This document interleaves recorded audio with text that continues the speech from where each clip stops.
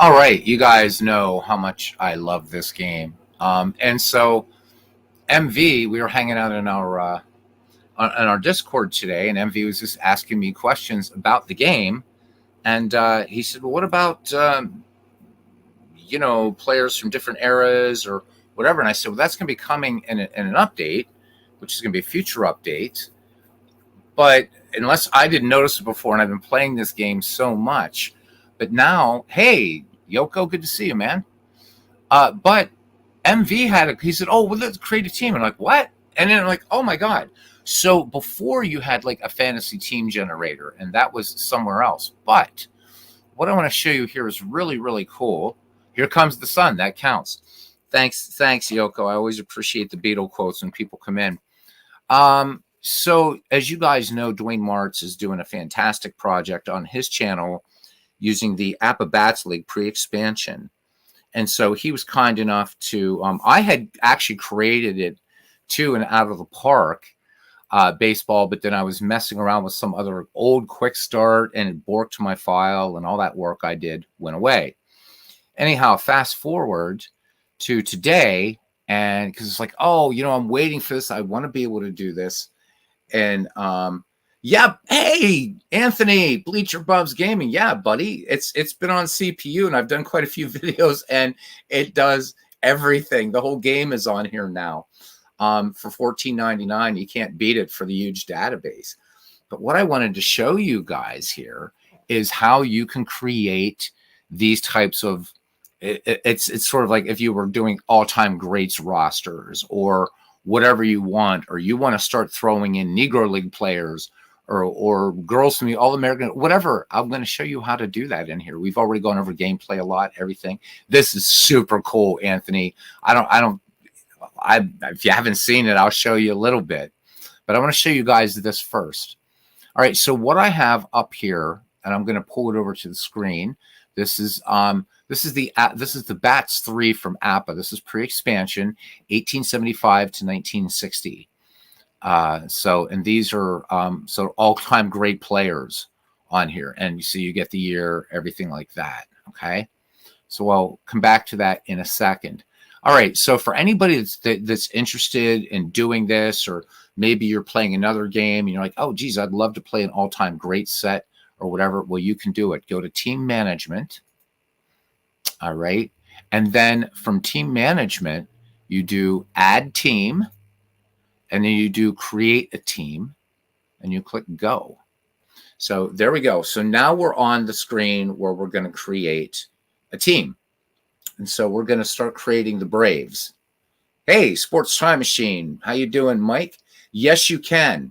Sakuni, you can do Japanese baseball, Korean baseball, All-American Girls Professional League Baseball, Negro League Baseball.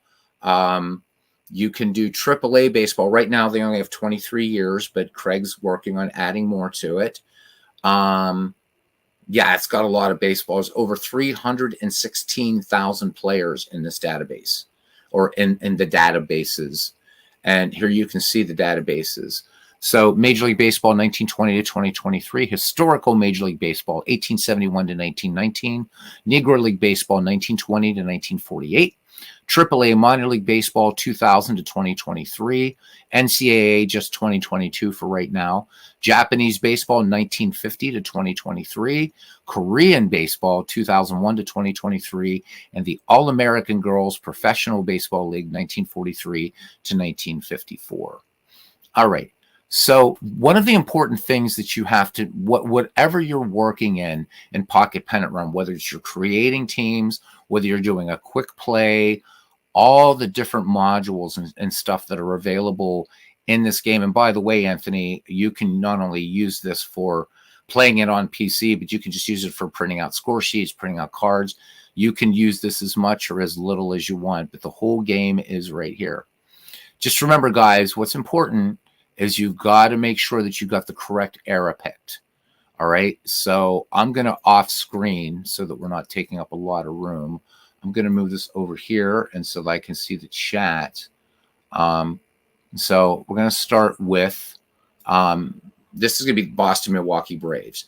But all I'm going to do here is I'm going to go to league, and I know that my first guy is Hank Aaron, 1959. So I'm just going to select MLB, 1920 to 2023. And I see Hank Aaron's year that APA picked was 1959. Type in 1959, go down here. All I have to do is start typing. I don't have to type the whole name. There's Hank Aaron. Click Add Player, and Hank Aaron's on the team. That's simple. It is that simple. Guys, I can't stress enough how excellent this game is. If you don't want to buy, the physical version is $24.99 and comes with some nice components. The game literally fits in the palm of your hand. If you want to support the developers, as I did, buy the mats that go with it if you want. However, and you get access to software. However, if you don't want to do that, for $14.99, you can get the print and play version of this game, and you still get free access to this crazy software that's a game that is basically kind of a pared down baseball reference, if you will. Really, it does so much. But I wanted to show this really quickly. Okay, so next guy is going to be Joe Adcock. So what I'm going to do is I'll switch this, 1956. And I'm just going to do AD. That's good enough. ADC, Joe Adcock, Adam. So 2 players already on this team. It's a bit of work. You put some music on or whatever. And it's a little bit more streamlined to do a league like this than, say, out of the park baseball, which is nice. So, and Mike, hope you're doing well. Sports Time Machine. I have the worst luck trying to catch your streams. Man, I wish I could catch them. It's not that I'm staying away on purpose. I love what you do. Just haven't been able to get there. But subscribe to Mike's channel, gents. Anybody watching this later, because I know there are people now from the Pocket Pennant Run community that do come in here as well.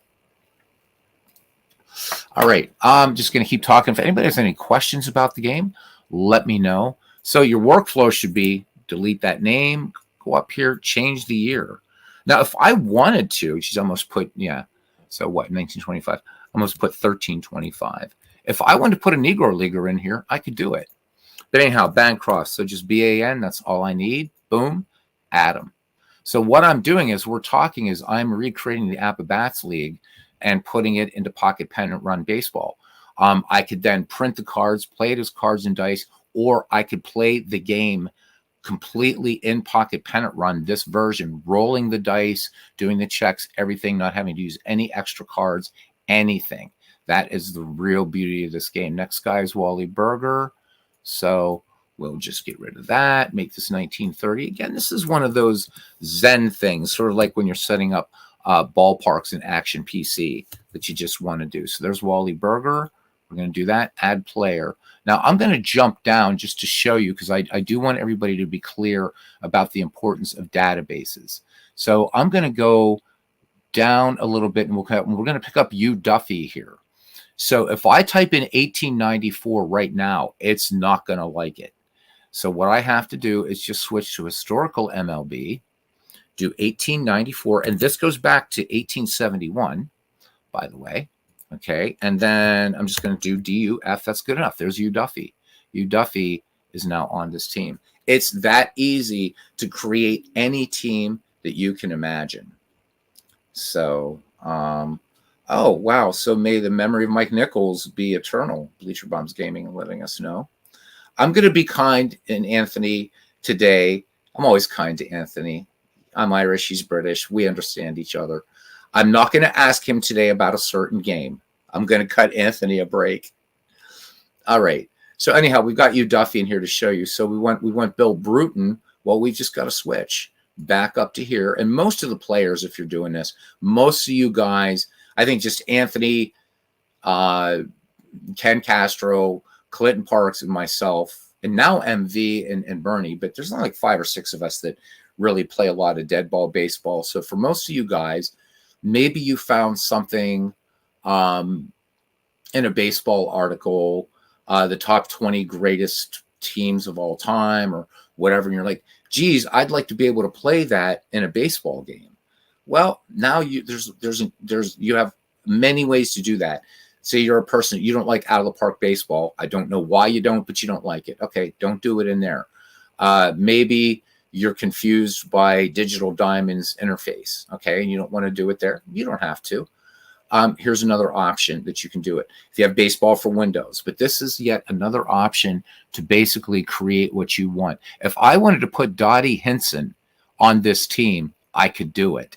That's the beauty. This thing will just let you pick from this massive database that's available. There is Bernie. So I have to give MV a big thanks for asking a very random question, because I was banging through menus. He's like, what's that create a team? And I was confusing it with the create a fantasy team, because this software also allows you, I don't do that, I never liked it in any game, but you can create fictional players. It will generate entire teams for you, so you could play just fictional players if you wanted.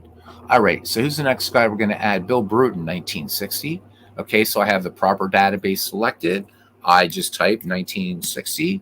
And all I have to do is just start typing his name. BR, is that enough? BR, there he is. So just even BR, boom, and I can add him. So we're creating the Braves as we're talking, and with all, even with all my jibber jabber here, stopping to show things or whatever, getting these players in here.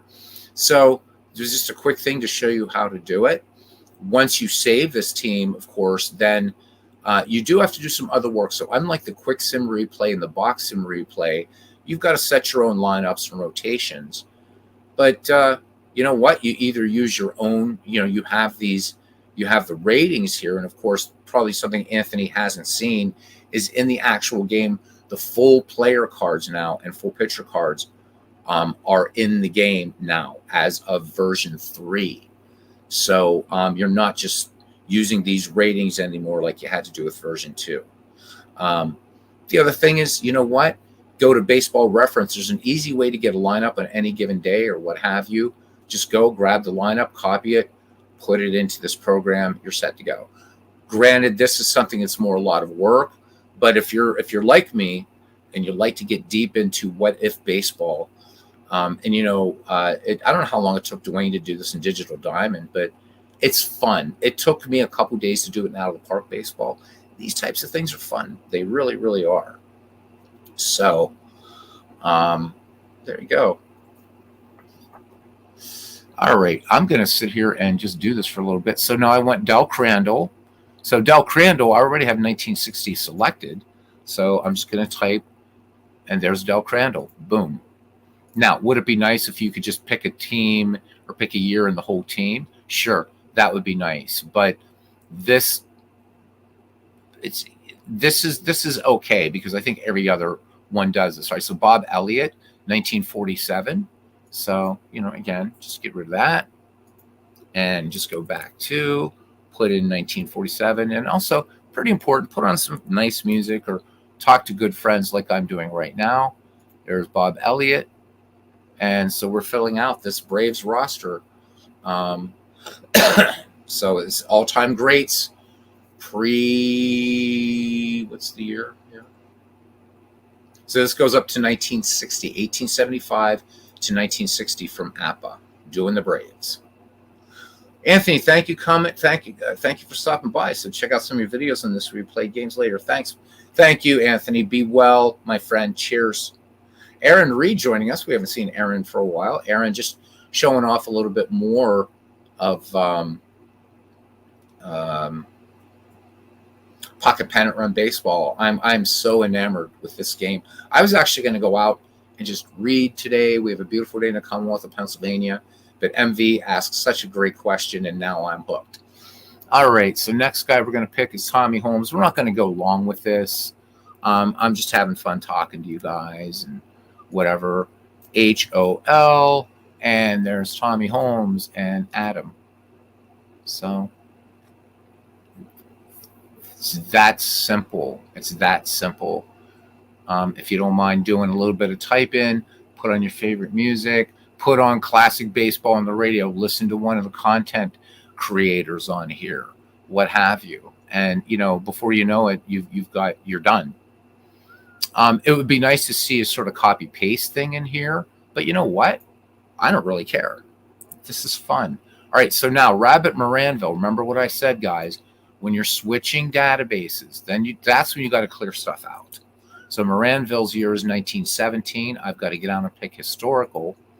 If you type in a year that's not in that database, it's not going to let you do it. All right. So there's Rabbit Moranville, and we're just going to add him. Okay. Next guy is Eddie Matthews, 1953. I've got to switch back. And you know what? You can work, whatever your workflow is, you might find something that works better for you. And that's cool. That is absolutely cool. MAT should give us Eddie Matthews, and there we go. And we can add him. So just imagine what you could do for this game is $14.99 for the print and play version, but I'm telling you, the game for $24.99, if you have 2 poker-sized decks of cards in your house, put them perpendicular. So if you're holding your palm out and your fingers are pointing away from you, put the 2 decks of cards on your palm, perpendicular to your fingers. That is the size of this game, of the game box that comes in, and then you get the link to the software. The cards are excellent. If you get the pre-printed cards, they're beautiful, but the ones that you can print that the game creates are very, very nice looking. The example cards that come with the game are actually, and I'm speaking as a magician who's worked with cards for decades, the card stock they use would be probably equivalent to the B brand, BEE brand of bicycle or of cards from the U.S. Playing Card Company, and that's their second highest brand of playing card. Their highest brand are tally-hos, and usually you only see magicians use those, or you'll see tally-hos in casinos. Those are the most expensive decks, but these are B quality, and that's saying a lot. So you can order seasons from them and stuff, or order printed seasons, but you know what? You can also buy that card stock. If you strictly want to play this game, cards and dice, you can. I say either way, you're supporting these guys. It's a labor of love. So, all right. I have no idea who's next here. Ray Powell, 1921. So I'm good here. I can just select 21. And POW should give us Ray Powell. There we go. Add player. Filling out this roster really nicely. So anyhow, let me look at the viewership here. And we're at 5 people hanging out. I don't have the headphones on. I invite somebody on if they want to talk or whatever. This evening, while I'm doing this, I will tell you what's going to happen this evening as we look for Al Sporer here. Bernie Strom and I are embarking on a very cool deadball project. And so what that is it's going to be partially a tutorial for you guys, kind of a little bit more of a deep dive into out of the park baseball. So I'm picking 8 teams from the National League between 1893 and 1919. Bernie has already selected his 8 teams in the American League from 1901 to 1919. We're going to set up leagues. It's going to be the McGraw League for the National League. His is the MAC League for the American League. We're going to show you guys how to set up something like that. We're going to play the season. I'll be doing all the National League, the McGraw League stuff on my channel. Bernie will be doing the MAC League, the American League on his channel. At the end of those seasons, we're going to meet in a World Series that will alternate between the channels. So I know some people have talked about they're really excited for that project. So Bernie and I tonight, around 10 p.m. Eastern Daylight Time, we'll be on my channel, Bernie and I, to show you how to do it. And just another way to sort of deep dive into out of the park baseball. We'll take you from step 1 all the way to the end. And since it'll be on my channel, we'll probably do just a National League exhibition game. And maybe, Bernie will do an American League game on his channel, or however we do that tonight. But please tune in. I think that if you buy out of the park baseball and you just use it for a single season replay, you're missing so much. And with the tournaments that you can create, the leagues that you can create, It is an infinite baseball sandbox, and this little dude right here is approaching that same sort of thing. And I know they can't use that, but I can't thank Craig Harris and Matt McKeever. I can't thank them enough for creating what I think is a fantastic baseball game that's given a big bafangustunad to both Appa and Strat. So, anyhow, Aaron, how are you doing? How are you doing? I know this isn't a game that you're able to. Arnold Hunter, hey, buddy, good. You're most welcome. Thanks for coming in and watching me type in baseball player names. But as soon as MV asks this question, it's like, holy shit, I have to go and do a video on this.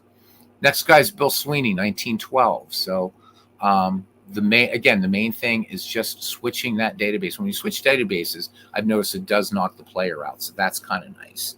All right. So for 1912, we got Bill Sweeney. So again, just start typing that last name. And that's all I needed, right? There's Bill Sweeney. And we're going to add him. And we're almost done with the batters. Last one's Fred Tenney. We can stay in this database because Fred Tenney's 1899. So I just put 1899. And I'm just going to type in TEN. That's enough. There's Fred Tenney. And we now have all the hitters for this Boston Braves / Milwaukee Braves set all ready to go. Now I've just got to do the 10 pitchers, and the Braves will be ready to go. And down here, I would just give a year and a name. So I'm just going to pick whatever year I'll do. It'll be a modern baseball year, and its team names be Boston Braves. And then when I go to the team management screen, I'll be able to set up I can play these teams against one another. There's not a schedule generator for this yet. That's coming out in a future patch. However, there's all kinds of schedule generators you can use for right now if you wanted to do a league like this. If you just wanted to set up your own little tournament bracket, again, free software out there to set up tournaments. So really working with a database like this, and again, Pocket Pennant runs excellent for doing season replays. It gives you the as-played lineups, the historical scores, all that kind of stuff. But, I like to also focus on this channel mainly for what more can you pull out of the baseball game that you have, whether it's cards and dice or it is, if it's digital. I've suggested to Cousin Ken Castro, take those teams that you have in the Bats League as cards and dice, now that you finished it, separate them all out by position, right? Shuffle them up and do a blind draft. Create fictional teams. Put Babe Ruth on the Philadelphia Phillies. Put Lou Gehrig on the Washington Senators. Have fun, and it's kind of a cost-effective way to do things too, because seasons are expensive, and the one that comes to mind immediately is PC Replay Baseball. Well, if you're playing PC Replay Baseball, you're paying $26.95 per season. So, unless you're a wealthy dude, maybe you only have 4 seasons. But if you think about the amount of combinations you can get out of those 4 seasons, if you get out of the I'm just doing a season replay mode and you want to get more mileage out of games, do that. Shuffle your cards up, right? Put all the positions out and shuffle. Hire me. I'll do nice magician shuffles for you and everything. Perfect Pharaoh shuffles, whatever. Draft teams, play them, have fun. Because as Dave Gardner famously said, once you roll dice or once you click that mouse button, even if you're doing a season replay, it's already fantasy. So why not go that extra step? And, I love it. For season replays, I just go to backtobaseball.com. Anyhow, so National Pastime, welcome in, Professor, and welcome in, Cousin. And MV, thank you for that. Okay, it seems that you have to buy, including shipping. No, so not for the PDF version. If you're buying this physical version, then yeah, you do, unfortunately. Not for the software, but for the physical game components. It may be the store that they're using. So go ahead and put in a help ticket, and if you can't, MV, let me know. I'll invite you to, or Bernie can as well, invite you to the Pocket Pennant Run Face group. And, we'll get that sorted for you, man. It's a digital shipment. Yeah, Ken, I saved a game for you, by the way. So bottom of the first, we started a 19th century game last night. Just for you, Providence Grays against the 1885 Chicago White Stockings. It's bottom of the first. White Stockings are leading 1-0. So, yeah, that's what I'm saying, MV. So you only just get the $14 version. Then you will get access to the software. You don't need the physical game. So don't even worry about that. Just get the $14.99 version, and you still get this incredible software. And again, I want to thank MV. He spotted this, because before you could really just create just fantasy teams, fictional players, and I have absolutely zero interest in that. He's like, "Let's create a team." I'm like, "Well, boom!" And it's like, "Oh my God, this is what I've been waiting for." You could do Fields of Dreams in this. You could do McGreevy in this. Whatever you want, it's here. You want to mix and match. You want to put Josh Gibson on this Braves team, go for it. You want to put Dottie Hinson, on the Pittsburgh Pirates, go for it, man. Sky's the limit. There should not be shipping. Hey, Sean, good to see you. So yeah, so Ken, if you're up for it sometime, we will definitely play out that White Stockings Providence Grays game. So far it's even more stable. We had a crash last night during we just did a one-off quick play between the 1906 White Sox and Cubs. The game crashed, locked up, was able to get out of it, back in, load the game, and it played like a champ. And it ended up going, was that a 13-inning game? I think it was. And the Cubbies won 5-3. It was a damn fine game. Ed Walsh and Three Finger Brown. It was a great game. So yeah, Sean, it's doing better. So the thing is, buddy, is this is just an update. So make sure you have the patch or the version right before this one, and then just download it and update it. Yeah. So Ken, I'm going to tell you one thing right now that I'm hoping Craig will address is it's still doing the fatigue things for pitchers. However, I found a workaround for it. You can actually edit players in this game.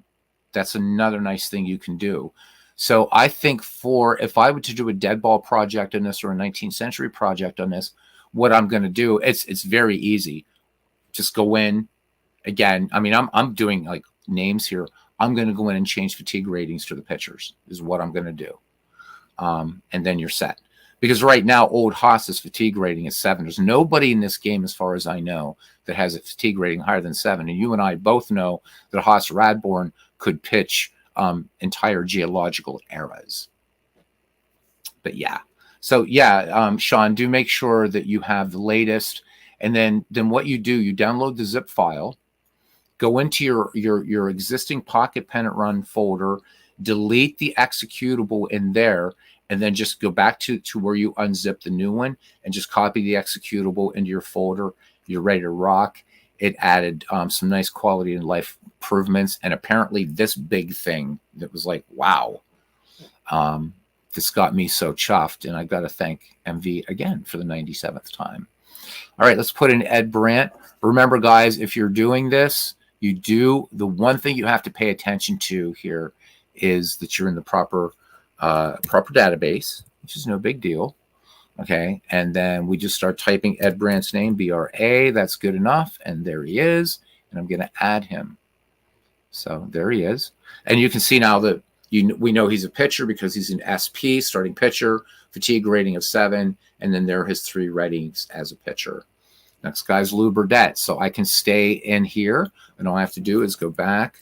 Lou Burdett's year in bats is 1958. And then just BUR should be enough. There he is, Lou Burdett, and Adam. If you want to remove players, you just highlight and click remove players. So, yeah, that's it. I'm going to finish this team, and then we'll probably finish the stream, just because I want to see how this is going to work, how I can set this up. But I'm in no way going to be trying to do what Dwayne Martz is doing. This is his baby, doing the Bats League. And again, I'll show you what this is. And this is, I don't feel like I'm cheating, as far as I'm not cheating APA, because I do own baseball for Windows. So this is actually something that is I don't feel badly at all about using this in baseball for Windows, what have you. And Dwayne owns APA, but this is one of the coolest products I've ever seen. Because usually in an all-time greats league, you get the usual suspects, but you're not getting the players that maybe you've never heard of before, or you're not terribly familiar with. So there's this one, and then there's one that's post 1960. I don't have that one. I probably will at some point. But if we look here, so this community here, this is so many Boston Red Sox fans. Let's go to the Boston Red Sox here for a moment. And it was Ken that really drove this point home, Ken Castro. And here's a guy who is, again, he's a walking, talking baseball encyclopedia. He probably knows how many people King Kelly slept with, how many women he slept with, and how many fifths he drank before doing so. So you're going to get like here, like Dick Garnert. How many people, maybe even Red Sox fan, know about this guy, right? Frank Sullivan. You're going to learn about these players, right? White Sox fans are going to know Willie Cam. I know of Willie Cam just because I've done some research on him. But Bib Falk, and Cousin Ken was saying the same thing, really didn't know a lot about Bib Falk until he was playing with this set. So if you have APA, you probably should get this for APA. But it's there. You can buy this from APA, and there are the rosters. It's not like they keep them a secret. Also gives you, if the player won the Chalmers Awards, that was, if you guys remember the big Ty Cobb, Nap Lajoie thing. Also MVP, if the person was a Rookie of the Year award. Really nice. If they're in red, they're in Hall of Fame. So I think this is one of the coolest APA projects ever. So Ken, just hearing my King Kelly comment. So, and I would imagine Cap Anson saying, oh, curfew. And boy, talk about polar opposites, those two guys, huh? All right. Anyhow, I want to keep going with this to the bit of end. All right, so the next guy is Danny McFadden. He's a 1936 player, so we're cool. You don't have to switch any databases. 36. And let me see, is he a Scotsman going to make trouble? Yeah, he's a McFadden. All right, so Danny McFadden, there he is, starting pitcher, Adam. Kid Nichols. Now we've got to switch. So we just go to historical MLB. And Nichols is in 1898. And I want to see what these cards look like, actually, too. So that will be fun. So if you guys want to hang out for a little bit, we're almost done with the Braves. So we got Kid Nichols, and we want him as the starting pitcher here. Boom. We could make him also, we can pick either Kid Nichols we want, pitcher, first base, or starting pitcher. Since APA is doing these guys as starting pitchers, that's what we'll do. If I was doing a 19th century league, I would pick this version of Kid Nichols. So, but we'll take this one. Okay. And you can see he's there. A couple more to go. Dick Rudolph, 1914. So we can stay right where we are. 1914. And let's see. R-U-D. Dick Rudolph. Boom. Johnny Sane. Spawn and Sane and Pray for Rain. So we got to switch back to historical to MLB standard. We need 1948. Satch's rookie year, by the way. And Johnny Sane, S-A-I should be enough. Yep. There we go. Adam. So guys, if you have Pocket Pennant Run software, version 3, play around with it, man. It's fun. It's fun. The great Warren Spahn, 1947. All right. Warren Spahn, who has the spookiest stat in baseball. Do you guys remember that? When we did the we did just 10 questions from the Sabre quiz. So Warren Spahn has as many lifetime hits as a batter as he does lifetime wins. And moreover, for each team for which he played, he had as many wins and as many hits. That has got to be the weirdest stat, or one of the weirdest stats ever in baseball, right there for you. So good icebreaker there. Okay, Lefty Tyler, he's 1916. So we got to go to 1916. If you try to do this without that, the game won't crash, but it's going to pop up a little window underneath saying that this player is out of he's not in the database. You can't add him, whatever. And then you just got to just go back and correct it. All right, Vic Willis, Hall of Famer, 1902. So again, we'll just do 02 and WILL. I guess that was a, there we go. Where are you, Vic? There you go, hiding down there from me. Okay. Last one, Don McMahon, 1959. Switch up. 1959. Okay. And Don McMahon. CM. And there he is. Okay. Add player. Then I'm just going to put a year in for them. And I'm going to use the same year for everybody. I'm just going to put 1930. I don't know that that makes a difference or not. And, Boston Braves. Maybe I want to call them Boston Braves.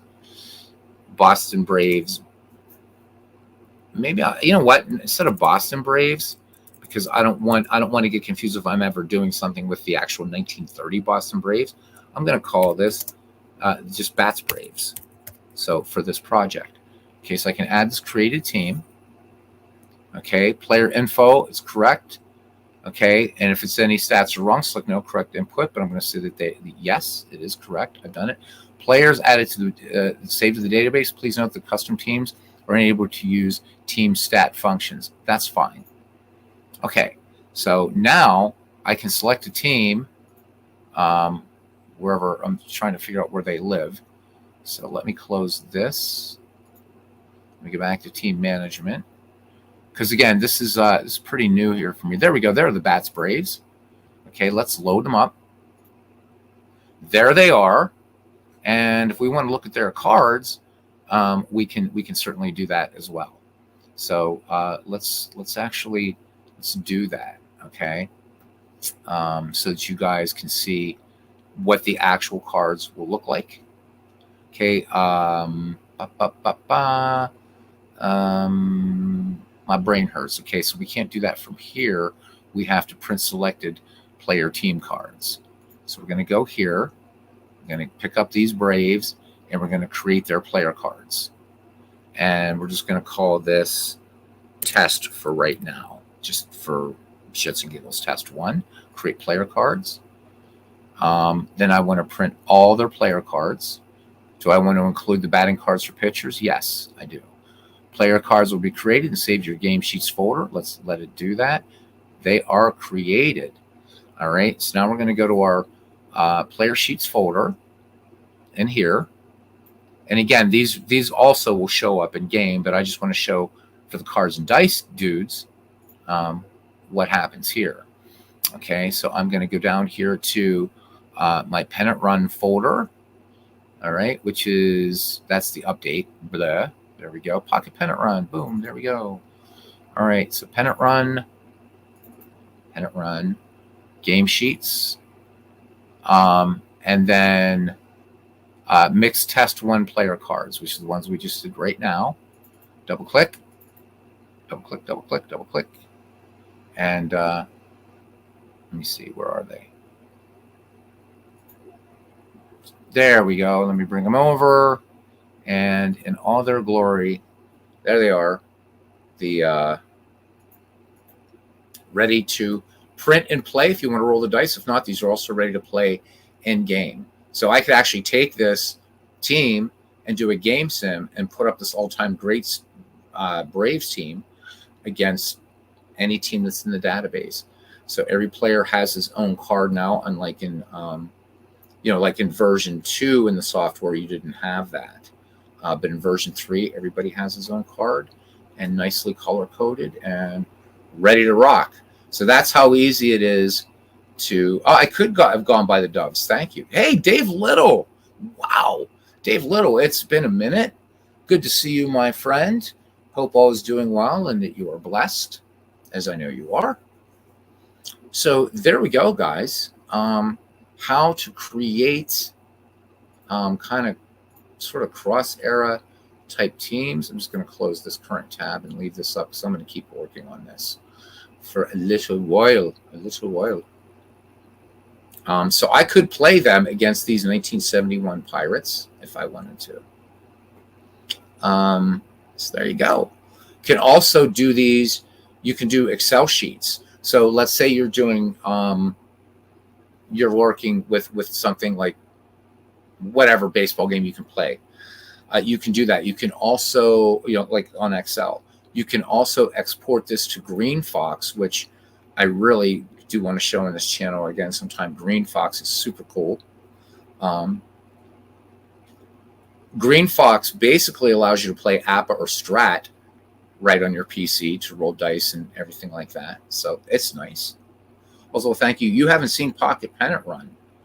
Well, let me show you just a few minutes since we got 9 hanging out. So I'm going to go to a quick play, but we're actually going to load in that 19th century game that I started. So let's give it a game ID of 1. Doesn't matter what I choose from here. So we'll just pick 1920 and we'll pick 1986 just because we can. 1986. And we'll just do, we're not going to actually, we'll do it like an inning just to show the game because the 19th century might be a little bit weird for some folk. And you can pick any year from here.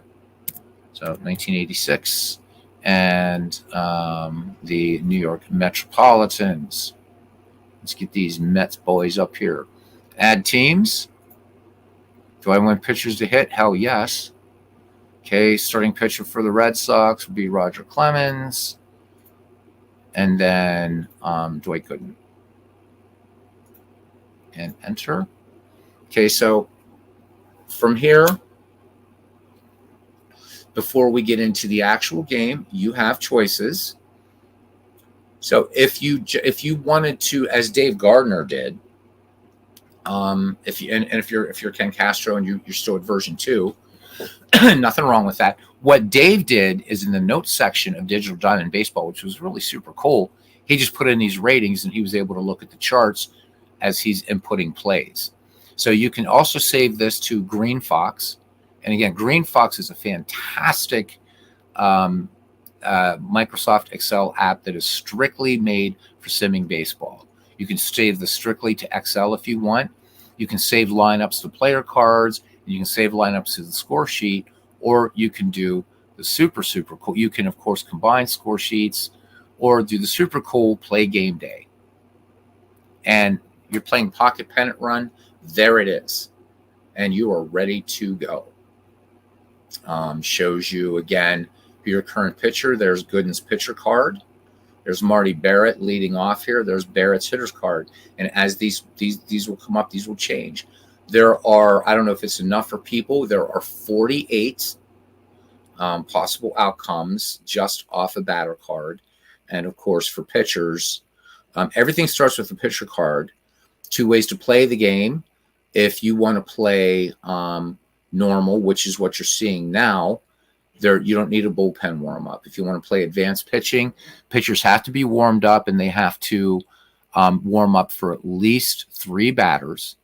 But if they go on, if you have them warming up for more than 6 batters, they're going to be penalized. So I just usually play normal pitching, normal batting. But batting, I think this is for you guys that play inside pitch and like range checks and stuff like that.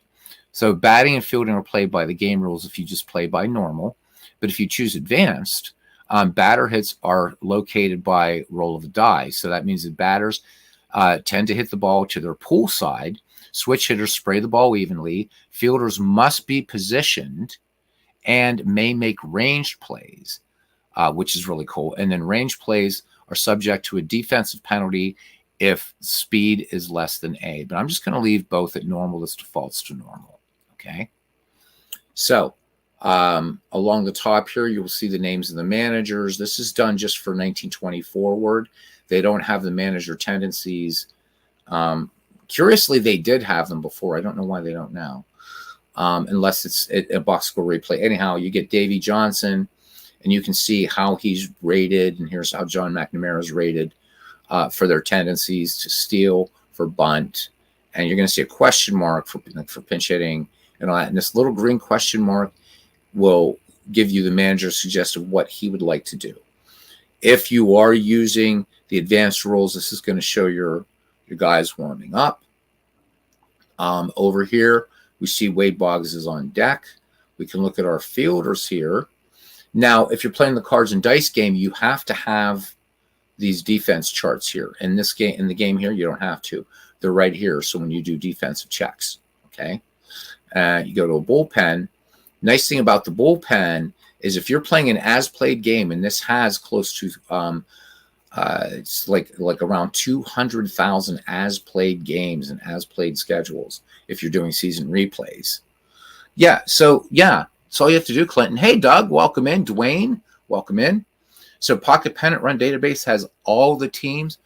Dave, it has all of Major League Baseball, all of Negro League Baseball, all of the All-American Girls Professional League, Japanese baseball, about 50 years worth, Korean baseball, around 40 or 50 years worth, NCAA baseball, just 1 year. But again, Craig Harris, the developer of this software, has said he's going to be adding to these huge databases. Right now, the database is over 300. It's about 316,000 players. Has the entire All-American Girls Professional Baseball League, and 23 years, 22 or 23 years of AAA minor league baseball so far. Yes, you can play the cards and dice using just the software. And that's what I was going to get to next, Clinton. So thank you for guiding me along here. So let me show you this, guys. So right now, if I click on these dice, it's going to roll the dice. Okay. But you don't have to. All I can do is, if I'm rolling dice, I can just do select play. And then I can choose from what outs they're going to be. So it defaults to strikeout. Could be a drop K, could be a strikeout double play, a strikeout or strike them out, throw them out, ground ball, asterisk, because that means it's a ground ball. Asterisk always means runners advance.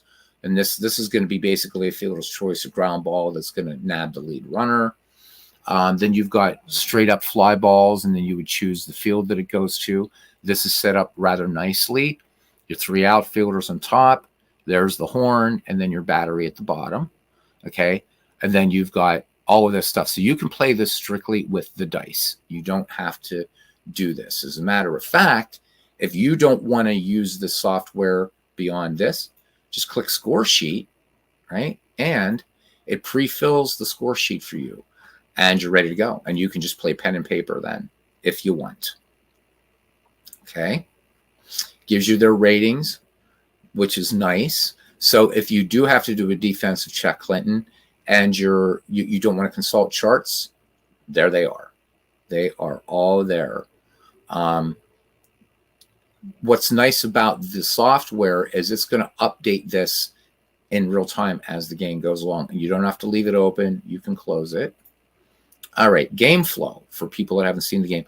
So $14.95, Clinton, will get you the print and play game. That means it gives you the rules and whatever, and you get this brilliant software, free updates forever. And Craig's been doing really, really well with the updates, doing a lot of quality of life. One thing before we get into the first play here, I do want to show you guys, go to options. These were added. So you can have, we already looked at settings. You can load a game. So right now, I could load that 19th century game that I stopped at the bottom of the first last night. If you make a mistake, you can reset the at-bat. This is important. One of the issues the community was talking about was the black numbers on a red die. That's not very vision friendly. So I like playing this way now. So use red die with white numbers. Boom. So now when I roll the dice, you'll see what I mean. Okay. So we've got everybody's ratings. We're ready to go. All right. So whether you're rolling, or the other thing you can do is roll the dice, roll your analog dice, if you will, and then go from there and just pencil in what you want. You can use the software for as much as little. Also, Clinton, it's really, really good. It has a very robust stat search feature that you can use. Real nice. So this is one of those things when internet goes out, but you need to look up something on Baseball Reference and you don't feel like getting a hernia and hauling out your copy of Total Baseball or what have you. You can do some pretty nice statistical research outside of the game. You can also edit players in here. And as I mentioned to Cousin Ken Castro, I'm going to be changing fatigue ratings for dead ball and 19th century pitchers as I go along. So you know how, yep, about fielding stats. So let's look at even, okay, we're not going to forget this play. So when I click, let's click on his shorts. Let's click on Kevin Elster. So we see that Elster's defense is a C. When you go to the stats thing, which is a different part of the program, they will show you the formula by which they arrive to grade the fielders. So we can see here when we have to do a defensive check, what's going to happen on each roll to Kevin Elster. Okay. And yeah, guys, any Digital Diamond players, you really got to thank Clinton Parks. He's the reason why we have defensive ratings in Digital Diamond Baseball. I mentioned it to Clinton. Quick story about this, then we'll do a couple plays here. I said, Clinton, I said, I like Digital Diamond Baseball. I said, everybody in the outfield, and actually was referring to Roberto Clemente. I mean, you guys know the man he didn't have an arm, he had a howitzer, right? And I'm like, he has the same arm as some scrub off the bench, and it's just the same in the infield. And so, I had sent a little just correspondence to Mark Cohen because I'd done a couple projects which are still available if anybody wants to download those on their website, on his website. He said, well, it's really about offense and it doesn't play defense, not playing a big part in the game, right? Well, I mentioned that to Clinton, and guys, he fought a war. So if you play Digital Diamond Baseball and it has a great engine in it, Clinton, it got so far that for a while he was actually banned from the forums, but he fought hard for the community. And that's why there are fielding ratings in Digital Diamond Baseball for our professor. So you can drop Sliding Billy, replace him with Ken Castro, make Ken slower than Rob Deere. Cool. Yep, you can. You can.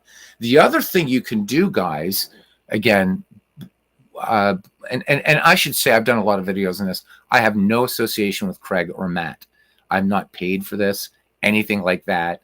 I'm doing this because I love this game, and I have more hours in this now this year than I do Out of the Park Baseball, which is my favorite baseball sim.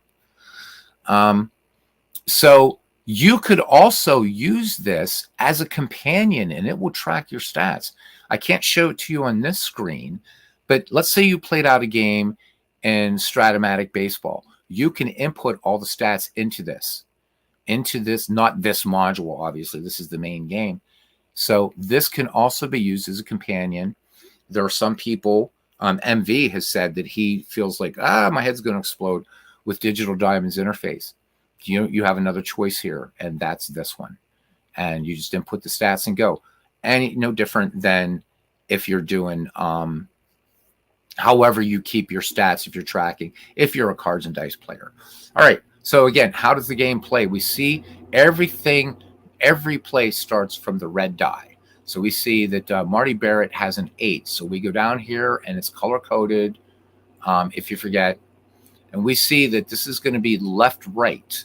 So I know that left-right is colored as yellow. We see that's an 11 on the left-right. And we go down here. This is a power check. So power and park checks basically both go off the power. So ballpark effects do play a factor in this game. So we see that this is a check of 2. So I go to power, and this is a fly out. The dash tag just means if somebody was on there with the runner tag. Okay, so I can record it. What I do is I actually just, because I don't want to just get used to like just, it's just a fly ball. So just fly ball tag, click center, enter play, batter up. 1 down. Here's Wade Boggs. Here's the pitch, and that's a strikeout. Why do I know that? As I said, everything starts with the red die. And as soon as I see that K, I don't have to look any further. So there's a strikeout. So Boggsy strikes out. It automatically defaults to strikeout. And 2 down. Next up here, Billy Buckner. Roll the die. This is a 9. So I see this is a batter. So I'm going to go over to the batter. This is a 10. And this is a single with 2 asterisks. So the asterisks, again, just have to do with if you have runners on. Okay. So I'm going to, again, select that play. Now here, I could just let it to default to the single, first base single asterisk. That's fine. But this is just to keep my addled brain straight. Okay, so now we'll talk about steals a little bit. And I think this is true of a lot of cards and dice games, especially because you're not working with an AI, of whether you want to steal or not. So if I look over here and I ask John McNamara, what do you want to do in this 2-out situation? So John McNamara is not calling for a steal. Okay, so I don't have to worry my conscience too much about that. But if I click here on Buckner, I see he's a speed C, and I'm probably not going to want to run. I'm not going to run him because we see these are out, and these out C's, right? Actually, you'll see out C, out B, and out A, and that confuses some people. So let me let me show you what that means. So that doesn't mean. So really, for Bill Buckner, he's going to be thrown out on anything from a roll of 1 to 8 if you try to steal with him. See down here? Now, if he was an A runner, then he would be safe on a roll of 1 to 7, and then beginning with 8, let's just say, or whatever that number would be. So if this was Billy Hamilton or this was whomever. And then 12 is always an error. So we're not going to steal. But let's say you do click steal. It's going to ask you, are you sure you want Bill Buckner, a C, to steal second base against catcher Ed Heem, who's a B? And I can tell you, usually in this game, that the defensive player, if he has a higher rating than the guy trying to steal or whatever, most time this guy's going to get nailed. So I don't want to run Bill Buckner. All right, so 2 down, and here's Dewey Evans. And let's roll the dice. All right, and that's a 7. So again, we see this signifies left, right. I know to go over here. That tells me that it's 6 in the left, right column. Fly out to left, tag a question mark. He's not going to tag on 2 outs. So again, we can just do fly ball, tag question mark, left field, enter play, change sides. You don't have to press the change sides button. There. We go to the bottom of the first. Red Sox, just with 1 hit. They do nothing. They strand 1. And Lenny Dykstra to lead it off here. That's it. That is pretty much it for how you play pocket pennant run baseball. Since this game doesn't really count, I'll show you guys quickly how to do substitutions for pinch runners, pinch hitters, all that kind of stuff. So we're going to get ahead and we're going to put nails on board. So we're not even going to roll the dice. We're just going to select the play. All right. Walks are under hits. And then we're going to intentionally walk Dykstra. Okay. And then we're just going to do batter up. And now we got Wally Backman. So maybe I might want to hit and run. Let's see. We're looking at Dykstra. So Lenny's got a good chance to be safe on a straight steal. So, but I want to show you how hit and run works. Okay. So we do a hit and run. Okay, so Lenny Dykstra here for safe and E, for anything that says safe and E, that means he's going to get a good jump. All right, and anything that says out, he's going to get a poor jump. So he's an A. So he has a pretty damn good chance here. We're going to call this a good jump. Okay, and we see here that's going to come off. That's determined by the blue die. Okay, now since we're establishing that he's got the good jump, here you go. So off the red die, once I roll this, okay, this is probably the most complex part of the game, is doing hit and run. Okay, we can see here that on a roll of 1, for instance, he's gonna line right to the first baseman, right, and Backman's gonna line to first, and Dykstra's going to be caught off the bag, right? This is going to be for a roll of a 2 and 3. This is going to be a strikeout, stolen base, and then this is going to be grounder to second, runners advanced, blah blah blah blah blah blah, all the way down to to Lenny Dykstra hitting a double and the runners advanced 3 bases, so that would score. Okay, so what we're going to do is we've got the good jump. This comes off the red die. It's an 8, and it's a single with 2 asterisks. So we close it, we select play, we go to hit, we go to single, 2 asterisks, enter play, and now we got runners on first and third. So that's how we do that. So now we're going to do a batter up here. Let's say that we want to pinch hit for Ray Knight. So we're going to select, we're going to go to our bench, okay? And so I'm going to pinch hit for Ray Knight. I've got speed on the base pass, so I'm not going to pinch run these guys, but it's the same thing. So I'm going to select Ray Knight. I want to pinch hit for Ray Knight. And I'm going to come down here and we'll put in the kid, Gary Carter. Make changes. And there's your pinch hitter. Gary Carter is right there and is a pinch hitter. Go to our score sheet. You can see everything updating in real time. There you go. That is basically how we do it. That is how you do some pocket pennant run baseball. Just close the current tab. So, if the game crashes on you, as it will happen, software does crash, just load a game. Other thing is, let's say that you were playing a game and you're up to the 5th inning, you're up to the 6th inning, whatever, and you're like, oh, I got to go. Well, this game does save after every at bat, just like Action PC Baseball. What's nice here is this has a load game or resume function, so I can load the game, and we're going to go back to what? Do I still want to load a game? Yep, I do want to load a game. I'm going to browse to choose a file. Okay, now I'm seeing here right now that I have this game here that's saving in a bat at 3. What? There we go. Save data at bat. And I'm going to open this. And I'm going to submit this.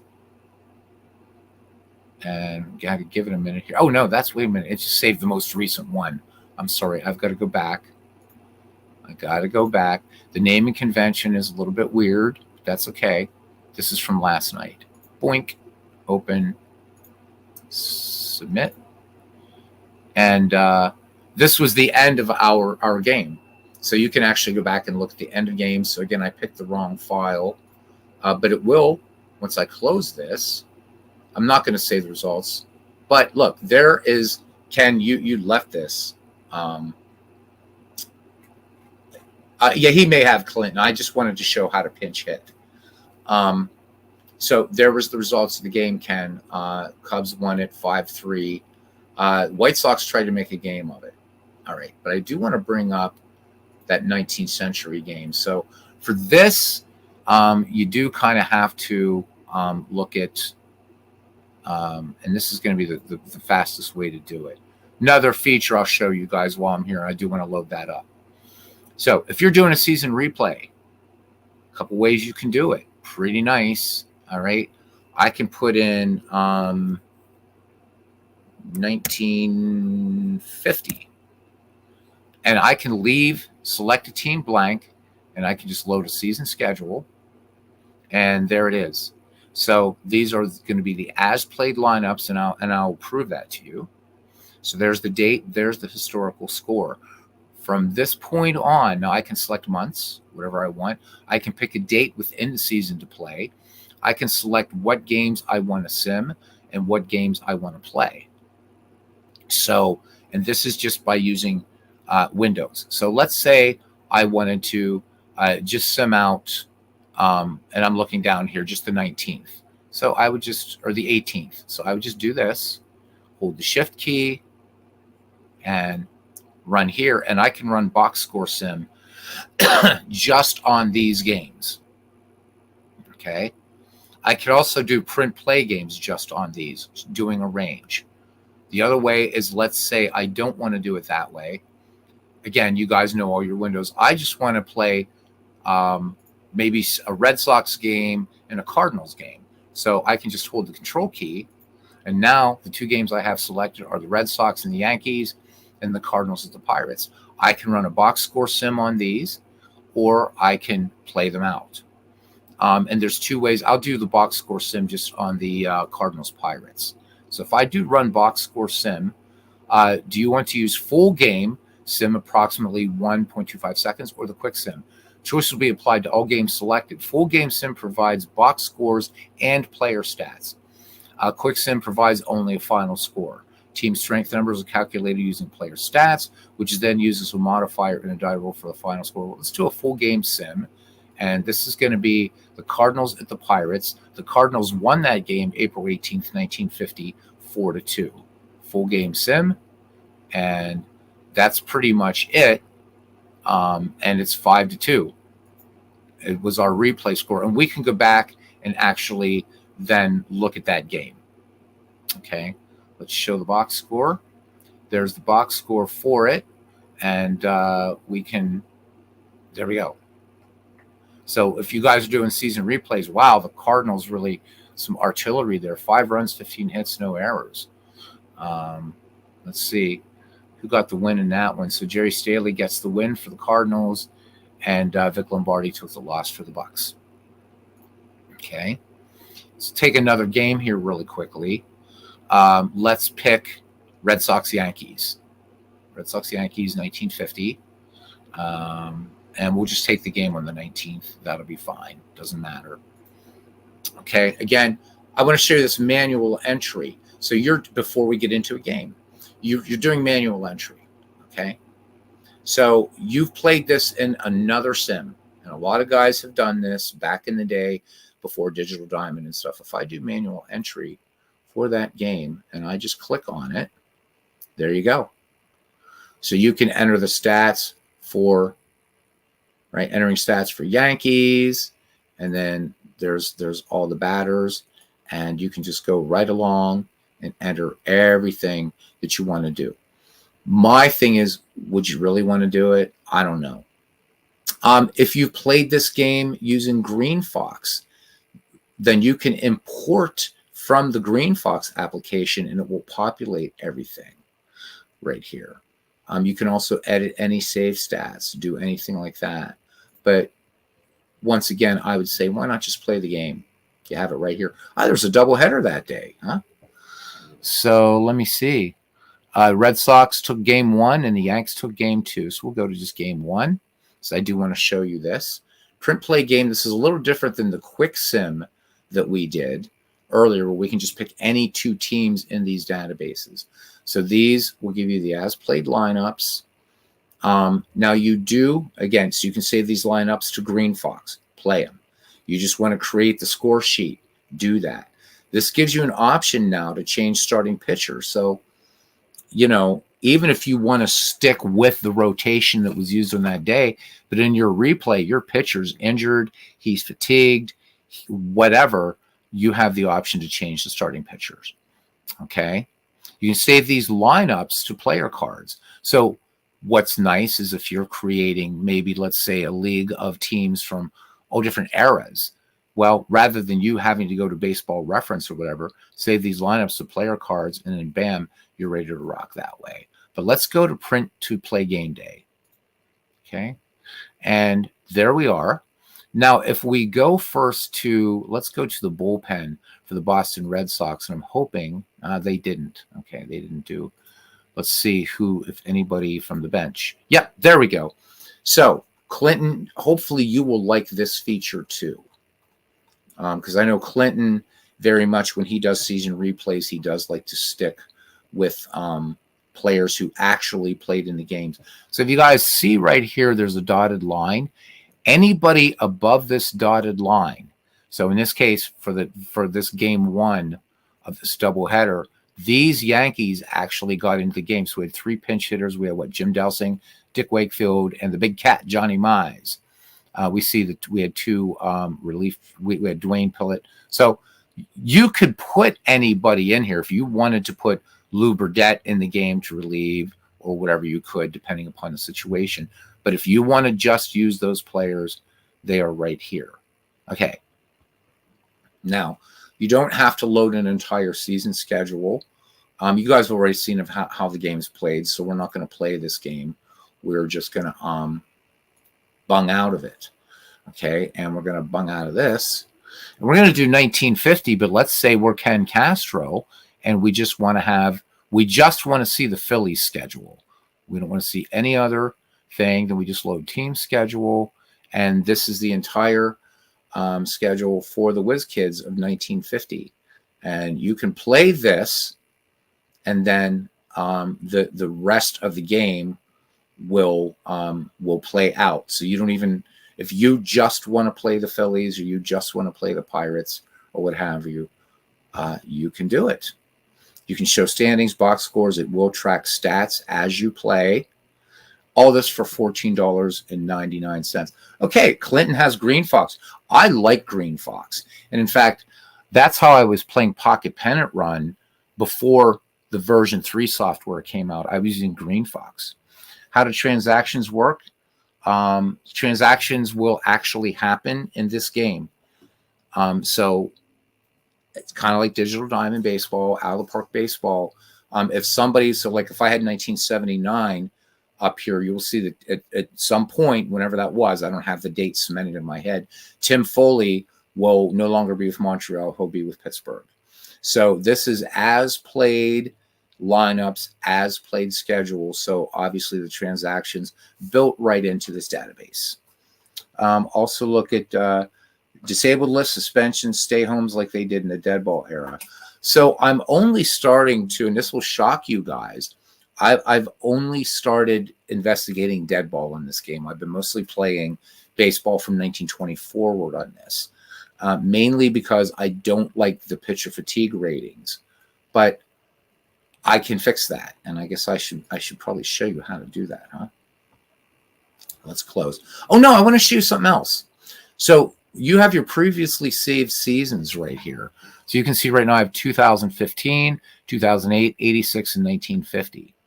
So you don't have to keep doing this all the time. So if I go to 2015 season replay and I load that saved season right from this screen, there we go. I've got that, and I've got the entire 2015 season, and it's ready to rock. Ready to rock. And I could sim this whole season right now if I wanted to. Just select everything and run box score and show you guys all the stats and how it works. But I don't want to take all that joy away from you. Okay. So there's really, as I just lost my mouse somewhere. Oh, no, I didn't. I knocked something off of here. Oh, yeah. Okay, I'm back. A lot going on. I'll show you a couple more things. There's no stats to show or standings. As you can see, everybody's still zeroed out because I haven't started this yet. Something I'm going to do probably offline, most likely, because who cares, unless you're a Pirate fan, about 2015. That could be very useful. Fixing pitcher fatigue. Yep. So in game, Clinton, you can already change relief pitchers' fatigue rating, which I think is a nice addition they put into Pocket Pennant Run Baseball. Another way I want to show you guys how to play games in this before we go out. All right, so I've shown you how to load an entire season schedule. I've shown you how to load a team schedule. Then any season that you set up that you have saved is going to be right here. The last one I think is super fun. And you talk about, as Ken was talking about with the Bats League, how you can, you're learning about players. Well, would it be fun to just pick a random game and play it in baseball? Just do it. So down here it's called You Pick, We Pick. This is so cool. Now, there are no stats kept for these. These are just like a one-off, but they're fun. Okay, now up here, I can put in a date and show available games for that day. So let's just say what was available for May 17th, 1988. Okay, show available games on the 17th of May, 1988. There they are. and I can pick one of these games and play it. Pretty cool, right? But that's not terribly random because I just had that date in mind. But if you wanted to go back and you wanted to replay the infamous Bucky F. Dent game, go for it. Put in the date and go. Or if you want to do AI coach pick it, then I can do this. Now, what you've noticed, did you see it just changed? Now it'll pick a random day in baseball history. And it's chosen September 12th, 2021. You don't want to play 2021? Roll the dice again, man. Now it's picking games from 1995, and you can just keep going. There's 1970. There's 1934. We'll just stop there. 1934 for obvious reasons. Phillies and Cardinals. Oh, Cardinals want the Phillies that day, 10-0. So again, I would just select that game, print play game, and then from here, it's everything that you're familiar with again. I can change the starting pitcher if I wanted to. I'm not going to. This is Kurt Davis against Bill Hallahan. Again, save these lineups to the score sheet, to player cards, to Excel, to Green Fox, or play game day. And we're now ready to play that game on May 28th, 1934, between the St. Louis Cardinals and the Philadelphia Phillies. So Dave Little also curious about statistical reports and database, time permitting, or another time. Yeah, so I think that will be something, Dave, that I will do possibly tomorrow, because I'm still off work tomorrow. At FedEx, if a holiday falls on a Monday, that means you get that Tuesday off as your holiday. So I'm off today. It's Labor Day, but tomorrow is actually my holiday. So I will do that and show you how it does track stats. The other thing, so now you've seen this. So I think this is fun. And a lot of times what I do with Pocket Pennant Run is, if you've noticed, I have some save seasons, guys, and stuff like that. But sometimes I'm like, you know what? I'm gonna allow myself 4 clicks of the mouse. I'll look away from the screen. And then on the 4th click, I've got to pick a game from whatever day in baseball history it's randomly chosen.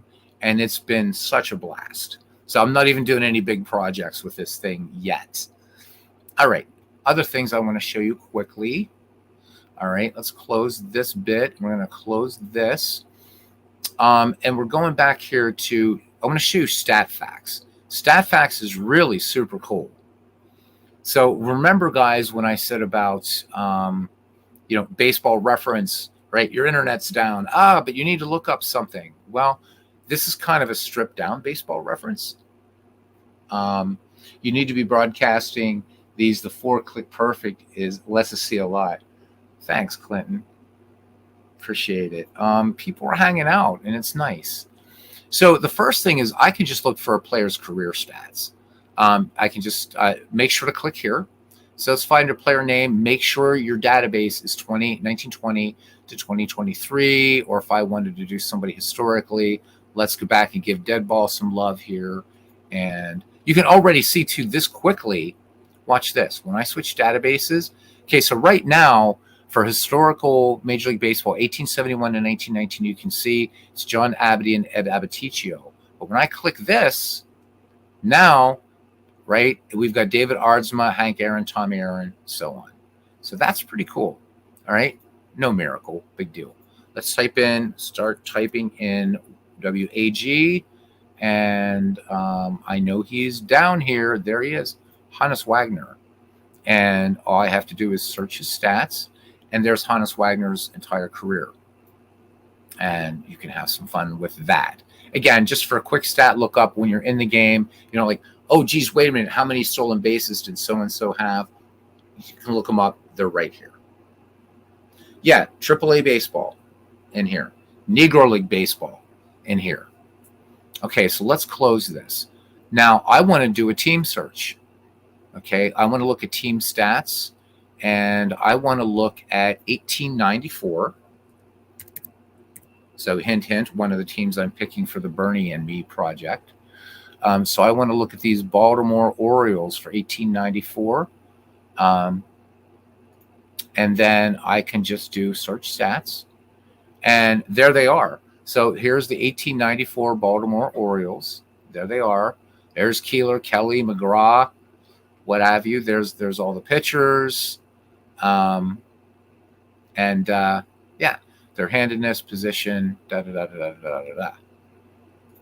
Then, if you really want to get deep, you go down here into stat search. So here we've been working with players, teams. Again, we're going to select this, and we could go by team selection. And it looks like let me cancel this because I want to switch because we're going to do home runs. So let's do Major League Baseball, and let's do by team home run. And I don't know if did that window disappear? No, it didn't. By team, let's see. Home runs, minimum required, let's say 25. We're going to leave the years blank, but if we wanted to, we could do from 1960 to 1990, I suppose. Top 10. Now, it might freak because I closed that team thing, so we'll see. Yep, that happens. Just start it up again. That was my mistake. The game is a little bit finicky, I will warn you. But you'll learn quickly what to do, right? So again, now this time when I select by team, I've got to select my team. And I want to see from the Boston Red Sox. I'll select them. Okay. So team chosen was Boston Red Sox. Remember, we didn't see that down there. So I caused that crash. Kind of a drag, but there you go. All right. By team, home runs. And I want a minimum of 25 home runs. Okay. Years. Let's do 1950. Again, let's maybe 1980. How's that sound? And I just want to show the top 10 and search. And give it a minute. And there you go.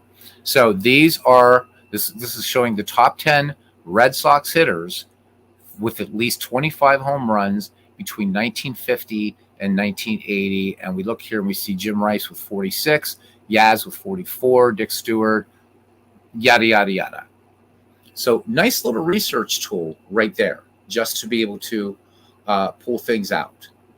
And boy, these Red Sox definitely had some power there in this 30-year span, didn't they?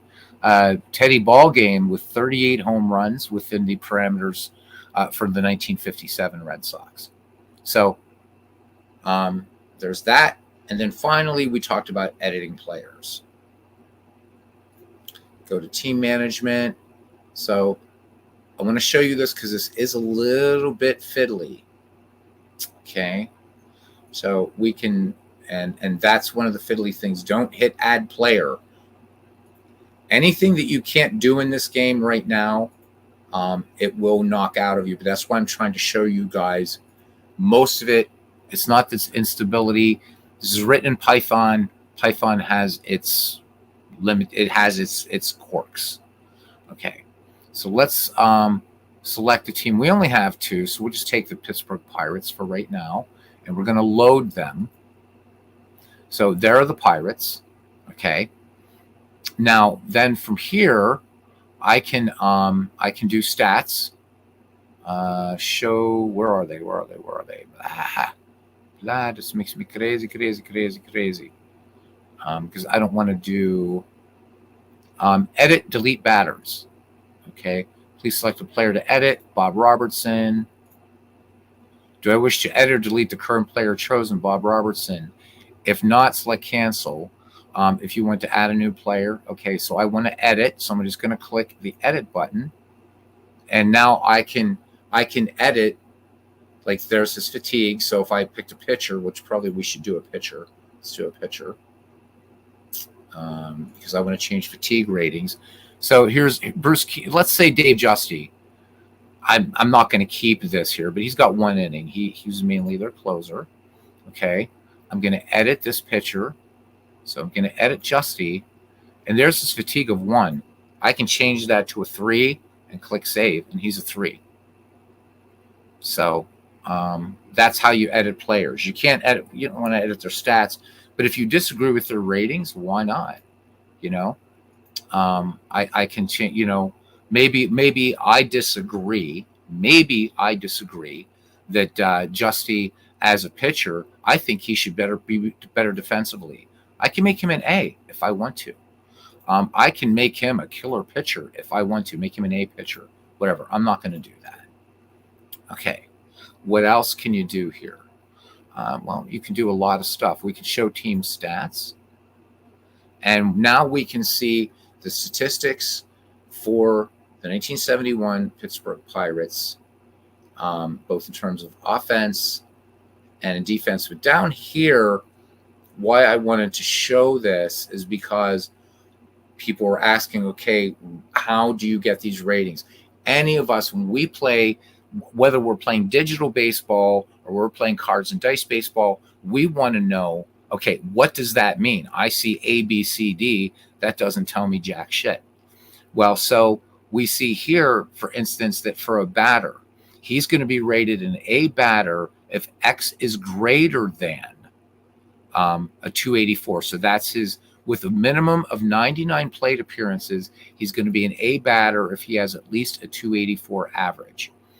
Power uses isolated power, which I think is great. They changed this. This is new in version 3.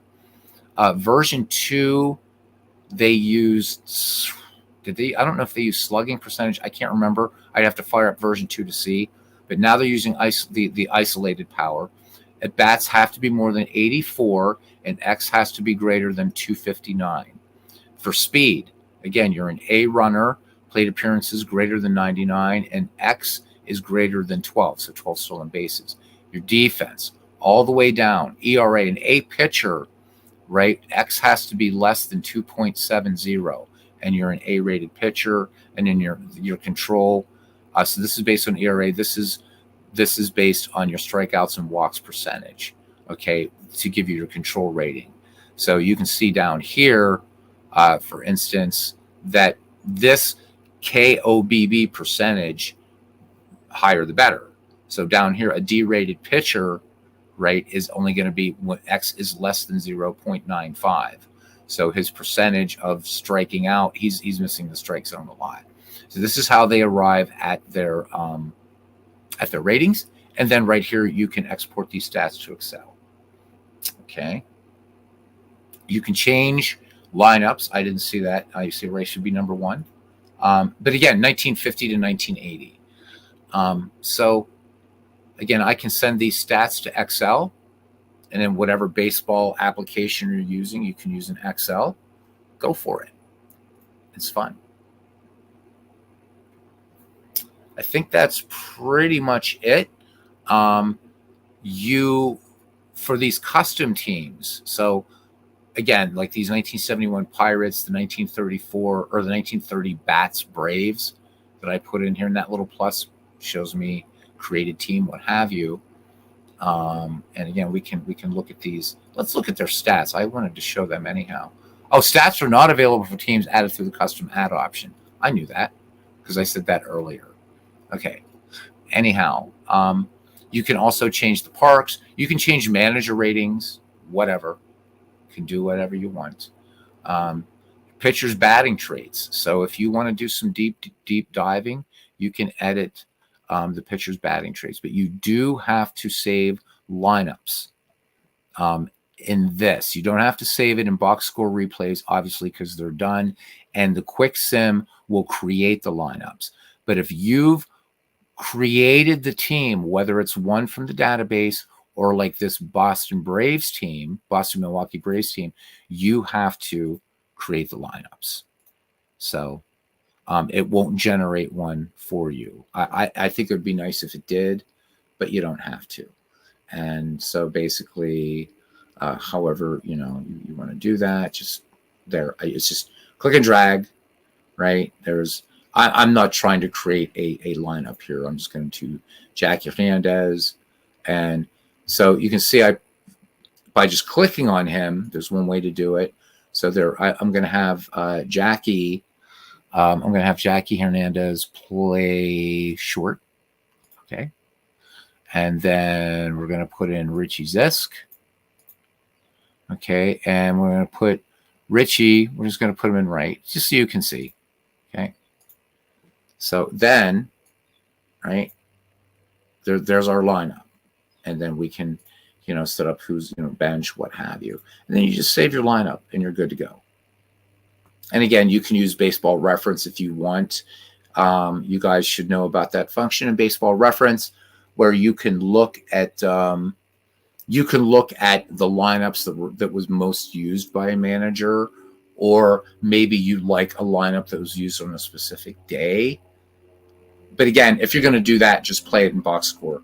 But I think Baseball Reference is a good tool. Or if you like, man, just go ahead and set up your lineup. I mean, in this Pirates lineup, I would actually lead off with Gene Clines.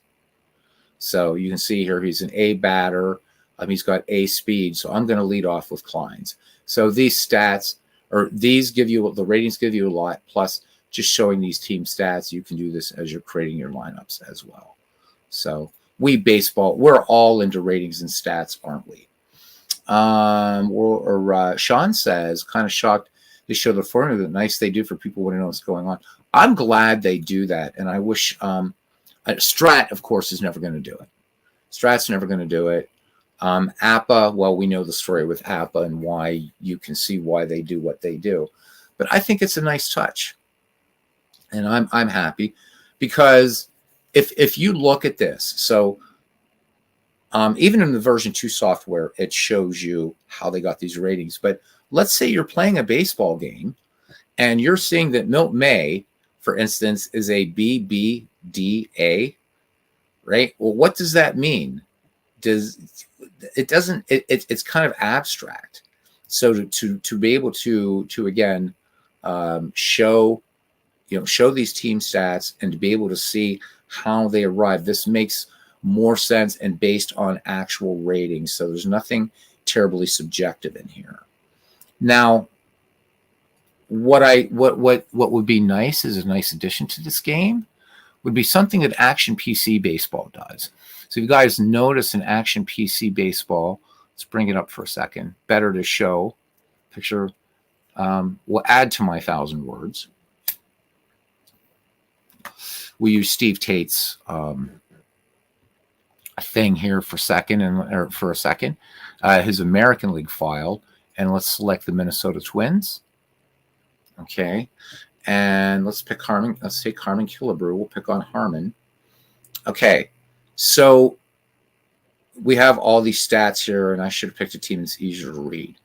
But notice over here, these ratings here. Now, Steve Tate has told us that these ratings are created for us, right? So the game has its internal engine, but these are for us to look at, to be able, and they make sense. So we can see here for Killebrew that his power versus lefties was a 9. His power versus righties was a 10. You're not going to have Killer try to bunt for a hit. He's just a 1. Okay. So the reason I bring this up, and I think this is a nice function in Action PC Baseball, and we'll go ahead and exit out of Action PC, is exit. Thank you. I would like to see something. I don't know how Craig would do it given this programming environment.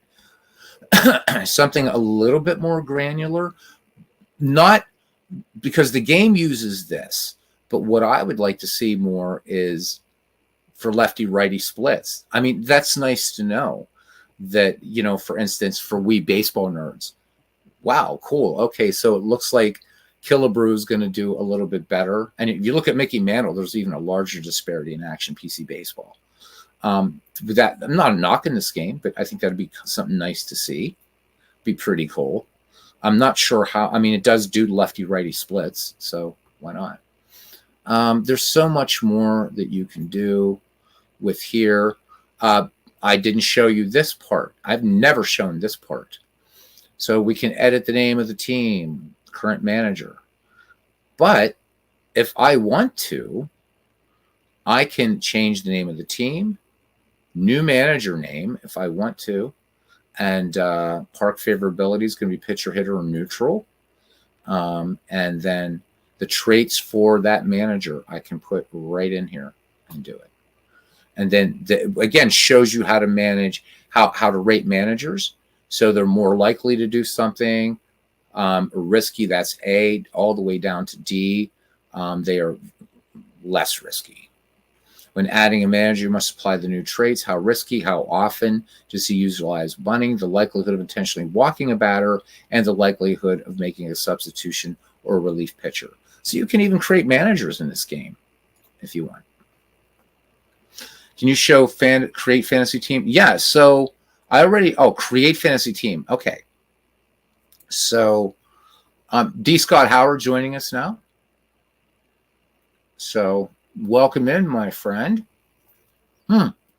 So Clinton does say that the status pro ratings are out there. Okay, so cool. They're out there.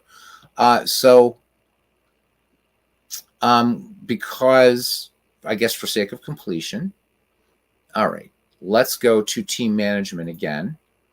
So in team management, we saw a couple things. All right. When we went to add team, this is where we created a team, and this will use actual players. So from Major League Baseball, Minor League Baseball, Negro League Baseball, what have you. Boom, boom, boom. All right. I can also add a team from the league sheets that I've saved. Most often you're going to be using add a team from the database. When you click these league sheets, this is where you could very, very quickly create cross-arrow plays. I did want to touch on that. Okay. But the one thing that MV wanted to do was this one: create a fantasy team. So don't let this fool you. So what this does is this is strictly fictional players. And if you dig that kind of thing, generate a team, and there you go. And this will, these are all fictional players, and you can play the game this way. It's got all their ratings and all that kind of stuff. And I can save this team. So they're saved. I don't know. I didn't give them a name or anything like that. Oh yeah, there they are. The 2024 St. Paul Birches. So let's see if we can actually, can we load them? Can we load them? Yeah, there they are. Okay, let's load them up. And can we show, I don't know if they're stats, but let's see if we can look at their cards. I've never tried this. MV has me in strange, bizarre territory here right now. Let's select Hassan Fitzpatrick. I was just looking at the I was just looking at the Irish last name, but that's okay. Okay, do I wish to edit? I'm going to edit him. So again, I can make Hassan Fitzpatrick whatever I want to do. What I want to see, though, is whether this actually did player cards. So let's do print season player cards. And, oh, shit, I didn't put them in a league, did I? Bah! So is it going to be this one? Yeah, there's the St. Paul Bitches. Test 2. St. Paul Birches. I'm sorry. I'm just being weird. All right. So let's create player cards for these fictional dudes. Print all players. Do I want to include batting cards for pitchers? Yes. Player cards are saved in my game sheets folder. Everything, there's a PDF in there now of the St. Paul Birches. So let's go to our test 3 is what they were called, and you can rename them. And for the first time anywhere, there they are, gentlemen, the 2024 St. Paul Birches. So if you want to play some strictly fictional players, there they are. There they are. Yeah, a couple nice Irish names in there. Okay. And it gives you extra if you want to pencil in some players. So you can also create players in this game, would be the next question. So if you guys remember Baseball Demos back in 2019 did a community thing in History Maker Baseball, and he carded many, many players in the community. So you can also create players or have these all ready to go and then just whatever you want to do. So there you go. Pretty nice. Generates them based on their and whatever. And then you have this also, the game comes with a ballpark creator. So don't get excited. The ballpark still is going to look the same, but you can actually do ballparks in the game. It has a ballpark generator. You can get that, I believe, as a PDF or what have you. Okay. And MV wanted to see Negro Leagues. Is that right? Negro Leagues. So just doing Negro Leagues again is really, really simple. Again, if we just will go back to team management, we're going to add a team from the database. Okay, we're going to click go.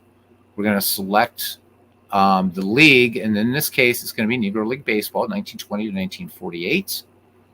And I've got to pick a year because right now, well, there's all the, there they are. Look, there are all the teams. They're there. They're there. They're there. Let's pick the 1935.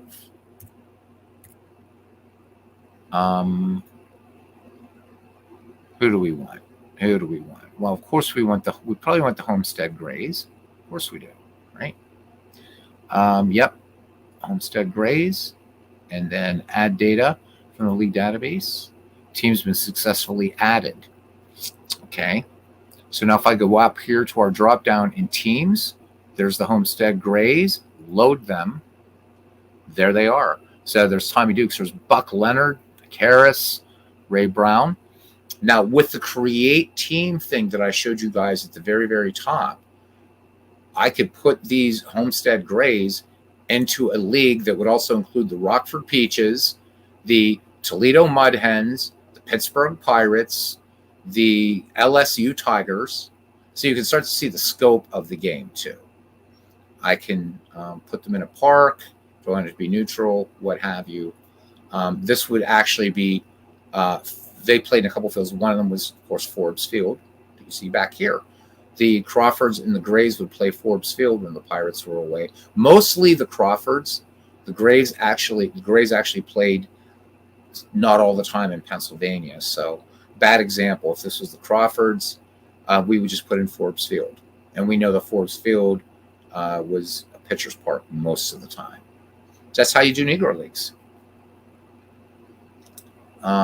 Thank you for that, Clint. I appreciate it. I rarely do highlight something like this, but I will. Thank you. There's so much to this game. It's incredible.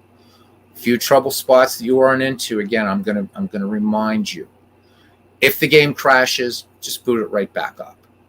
It's gonna crash when you try to do things that you can't do. A couple things that are a little bit unintuitive. It says load a team from the database. Okay, well, that's thinking, oh, I can just write, but it's from the database I've created. So the database I've created thus far has been the Braves, Grays, the Pirates, and the Birches. Okay, it has nothing to do with that 2015. All right, so I have the 20, right? See, you notice here, I don't have the 2015 Pirates. It's because that's a season replay. So they're not going to show up here.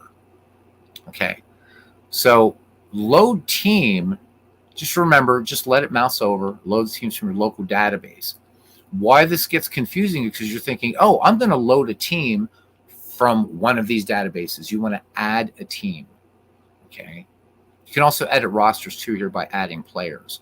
So for the Homestead Grays, we could do, let's add a player. And then I can just pick, put a name. I could put Satchel Paige on this Homestead Grays team if I wanted to. Or I don't know if Bullet Joe Rogan's on here. I didn't look at the roster. I could do this. Okay. And then what you do is after you put in all this stuff here, so their power, all this stuff, you can convert stats. Pretty nice. So this is, again, super, super deep. And it's still being developed, right? So if you guys, who else besides me has been playing out of the park baseball since 1999? Show of hands or something. So I've been playing since 1999. And I've watched that game grow by leaps and bounds. Of course, as you guys know, for digital baseball, the big watershed moment was the Sean Lahman database. And then, right, that opened the floodgates, and that was amazing. Um, and I really predict that if Craig and Matt keep on this, they've created this baseball ecosystem that's incredible. That from this one application, I can kind of create what I want. So just remember, if you want to add team and you're doing custom teams, custom leagues, always add team. And then again, if you have some like say from league sheets and I click go, right, then it's going to be enter your new team in the blanks below and enter the players with stats in the large box and save. Use Control V to paste data or type players. So I could, if I wanted to, if I had a CSV file, think about this, gents, okay? Out of the Park Baseball allows you to export comma delimited files. Well, all you have to do is paste them right into here. So if you don't like the team creation in Pocket Pennant Run, okay, fine. Export from another program that lets you do that and just paste right into here. Boom, and you got it. Okay. So we're going to go ahead and, so the score sheets, that's the other thing, is the terminology. Okay. Score sheets are essentially not, it means both the PDF files and the teams, because those PDF files that are updating, it's pulling data from there. But again, use another baseball program. If you have anything in comma delimited, you guys, I've shared with the community a database I'm going to show you here, which is nice. Okay, both an Excel version and comma delimited. So what this is every Major League Baseball player. So this is for use mainly in out of Park Baseball, but you could also use this in Baseball Mobile or any program that uses Baseball Reference ID. So also Diamond Mine Baseball. What this gives you is the player's Baseball Reference ID, his full name, his debut year, and his final year. If you're importing into Out of the Park Baseball, all you need is Baseball Reference ID, the year you want him to play, and then you can also add the team. But I'm not going to import this, obviously. This is an insanely huge file. This is in the McGreevy Discord, posted way back. I'll post it again after Bernie and I do our thing tonight.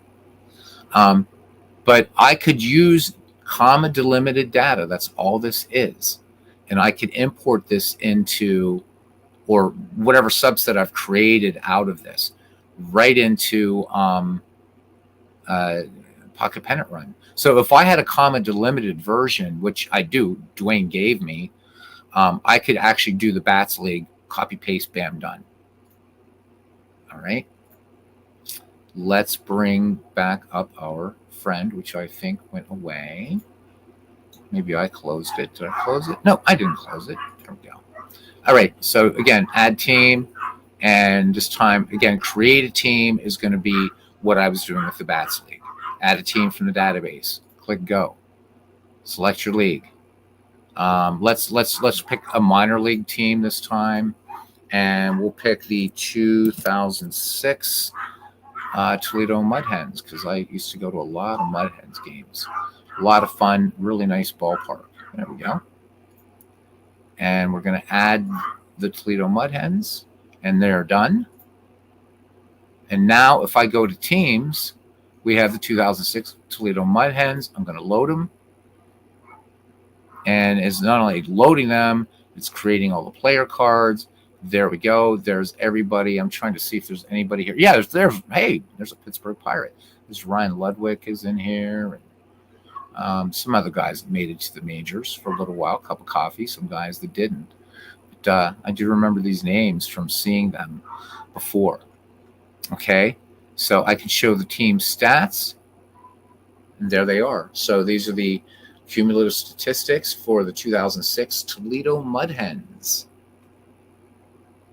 export them to Excel again using the same. Now, what you're going to notice here, the ratings are different. So I'm glad I did this. MV, thank you again. So those ratings are per season, guys. So we'll show you this. So remember when we said in the other one that a batter would be rated an A if he hit 287 or more with a minimum or more than 99 plate appearances.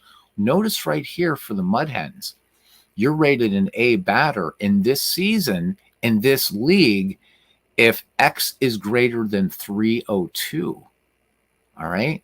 All the way down here. Look at the strikeout walk percentage, right, for control. That's 3.799, right? That's higher than what we were looking at before. So you're actually you actually are getting, this was how this player was rated in that season. So it's not just because, right, pitchers, your hitters, right? I mean, you're not going to be hitting for that same kind of power. Babe Ruth wasn't the power hitter in 1934 that he was in 1921 or 1927 or what have you, right? Also with Babe Ruth, we would see a difference in his power rating in 1925 with the bellyache heard around the world, aka VD. But there we go. So nice thing too. And again, does that make it special? No, because other cards and dice games also change those ratings year by year. So a lot of fun there. And again, I can do all these same things. I can edit, delete the batters, edit the park. So I do know that this is fifth, third field. I can't remember who managed the Mud Hens that year. So I can close this. And let's bring up Pocket Pennant Run. Again, I can add the Rockford Peaches if I want to, with Jimmy Fox, who's actually the manager, not Jimmy Dugan. I don't know what else to tell you. Game Sim. Let me go over this, and then we're going to call this a stream. So, team management, what it says in the TIM. This is where you're creating teams to put in a league that you're going to do, okay? That's maybe not a season replay, all right? Maybe you want to create a World Series project, or you want to create the All-Star games. So you could recreate every All-Star game in this by doing create team. So team management is for team creation and team management, what it says in the 10. Print selected player team cards and season player cards. It's exactly what you're doing. So you can print just for players the entire season. StatFacts is that nice statistical thing that we've shown you. There's a nice help button, by the way. When you click that help button, guess what you get? You get the guide to the Pocket Pennant Run software. And there it is. So anything, you don't want to listen to old Beatles eternally talking to you for an hour and 53 minutes, go to this. This gives you everything you need to know, which makes me wonder why I did the stream. But sometimes people like to hear and see things. Game Sim. Game Sim is pretty cool. This is the one I haven't gone over yet, but I'll touch on it briefly for you guys. Game Sim is going to be the teams that you have created back in team management. Okay, this is different, guys, than the box score replay and the quick sim. This is a different beast altogether, and you can see with all the choices. So if I wanted to play these Bats Braves against the Pittsburgh or the Homestead Grays, let's say, all right. Remember, I said that in those you have to save lineups. So I would load the lineups here, select my starting pitcher, and then you have 3 slots here for relief pitchers, and it has a Boolean operator here, your Boolean operator or. So you have room for 3 relievers on this side for per team. Don't forget to put your game ID in. Little things like this if you forget them. We didn't create a lineup, so I can't play the game. So for my relief pitcher 1, whoever that is, I'm going to put him in the game if the starting pitcher rating will go down. So let's say his rating went from an A but he's a pitcher that can, he's a good strikeout pitcher. He's whatever, good control pitcher. But let's say he's dropped to a C. As soon as it goes to a C, then the Braves are going to bring in this relief pitcher that you've specified. Then relief pitcher 2, again, enter if, and you have 2 reasons. The second reason could be it's an inning. So maybe your very first criteria is going to be, well, if this he's given up a lot of runs. And so the fatigue ratings in this game work like this. If the pitcher's given up more than 4 runs, he gets knocked down a grade. If he goes past his fatigue rating, he gets knocked down a grade. Okay? So those are the 2 things that determine a starting pitcher, how far into the game he's going to go. If he's had a bad day and he's given up 6 runs, you're going to give him the hook. You're going to give him the hook unless you just want him. You're the 2024 Chicago White Sox, and you're just going to let him just take all the bleeding, right? So it's always starting pitching reason and inning. It's always going to be that, okay? So that's kind of a nice way to give you a sort of AI in the game where you don't have to make that decision for other teams, for your custom league, okay? As you remember in the box score replay, it does show you who actually came in and pitched in relief, who pinch hit, who pinched run. You can do that, okay? So you already have that information. This is for your custom teams. Let's close it. Stat facts I've shown. Box score replay, this is the one that you can have it pick a date in baseball history. This is where your season replays live. So, we showed how to do 1950 today. There's 2008. I think we did this one time when Yoko was here. Can load that save season. There's the 2008 schedule, and it is ready to play. And if I had played some games, I could show some stats. In fact, what we'll do right now, since Dave Little did ask this question, let's sim some games. Okay. Boop. And let's run the box score sim, and we're going to do a full game sim. All right, so right now it's playing these games, so I can talk to you guys for a few minutes. World Source Gamer says, nice to have all the features, but I'd settle for just spitting out pre-made score sheet properly each and every single time for the patch version. It is doing it now. It's doing it. So it's doing the score sheets fine. So this update, besides the little surprise thing of creating teams, this has been a good quality of life improvement. I would say, guys, just it looks too good to be true. $14.99. I'm going to bring up the website while this is doing what it's doing, Dave, so you can see. I'm glad you came by today, buddy. I'm always glad you came by anyhow. We're going to put this over here while it's working. So this is the Pocket Pennant Run website, and I'm going to put this link in the chat for you guys. Okay.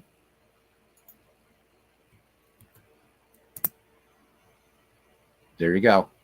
All right. So before we go to shop, what does this thing have? You have 2 choices with this game. You can buy the physical game. So again, as I said earlier, if you have, and I have tons of decks of cards for obvious reasons, take 2 poker-sized decks of cards, put them on your palm perpendicular to your fingers. That's the size of the box, is 2 poker-sized decks of cards. You can see the dice there. That's to scale. Okay, here you can see some of the cards that come with the game. The card stock is nice. As I said before, they're equivalent to U.S. playing card B playing cards, BEE, like the insect, which is second only to Tally Ho cards. So these are really high quality. It's $24.99. You get the dice. You get a bunch of ready to play, like example cards or whatever and stuff like that. There's some all-time greats, some all-time girls, Professional Baseball League, Negro League All-Stars, things like that you can just play some cards and dice immediately. Okay. You get the jumbo cards with Modern Era on one side, Dead Ball on the other. You also get 6 double-sided jumbo cards, which are really nice. Those are the size. One card is the size of 2 poker cards placed side by side. 12 teams that make up the Great American Teams roster card set. You get a double-sided jumbo fictional franchise generator card. double-sided jumbo quick reference card, the manager's handbook, which is literally like 2 pages, and license to download the PPR manager software, which is what we've been talking about. What's in the software? Database of over 316,000 players, 222,000 game schedules, and 196,000 games with as-played lineups. So you can play any game in Major League Baseball going back to 1909 as-played lineups. Before that, they're still, of course, gathering, collating that data. Pre-filled score sheet generator, roster card and Excel sheet generator, custom team and lineup creator, game simulator, dead ball, and modern. Excel stat importer, historical replays, pre-filled score sheets with as-played lineups. AI coach makes strategic decisions during game situations, provided you remember to click. It's not going to just do it like Action PC Baseball does. An in-depth fictional generator, and an individual player card generator. Here are the leagues: Major League Baseball, 1871 to the present. Negro League Baseball, 1920 to 48. The Nippon League, 1950 to now. The Korean League, 2001 to now. AAA Baseball, Major League Baseball, 2000 to present. College World Series teams, that's just 2021. NCAA, 2022, the year 2022. And the All-American Girls Professional Baseball League, 1943, 1954. And Craig has promised that this is just going to keep growing. Now we go to the shop. For the print and play PDF, this is a steal. It's $14.99. What does that get you? Well, it gets you all the stuff as a PDF plus access to this incredible piece of software for $14.99. If you want to buy if you want to buy the base game, the physical game, it's still a hell of a bargain. $24.99, and you still get the software. And of course, get really nice things. I did, because I really like supporting these guys.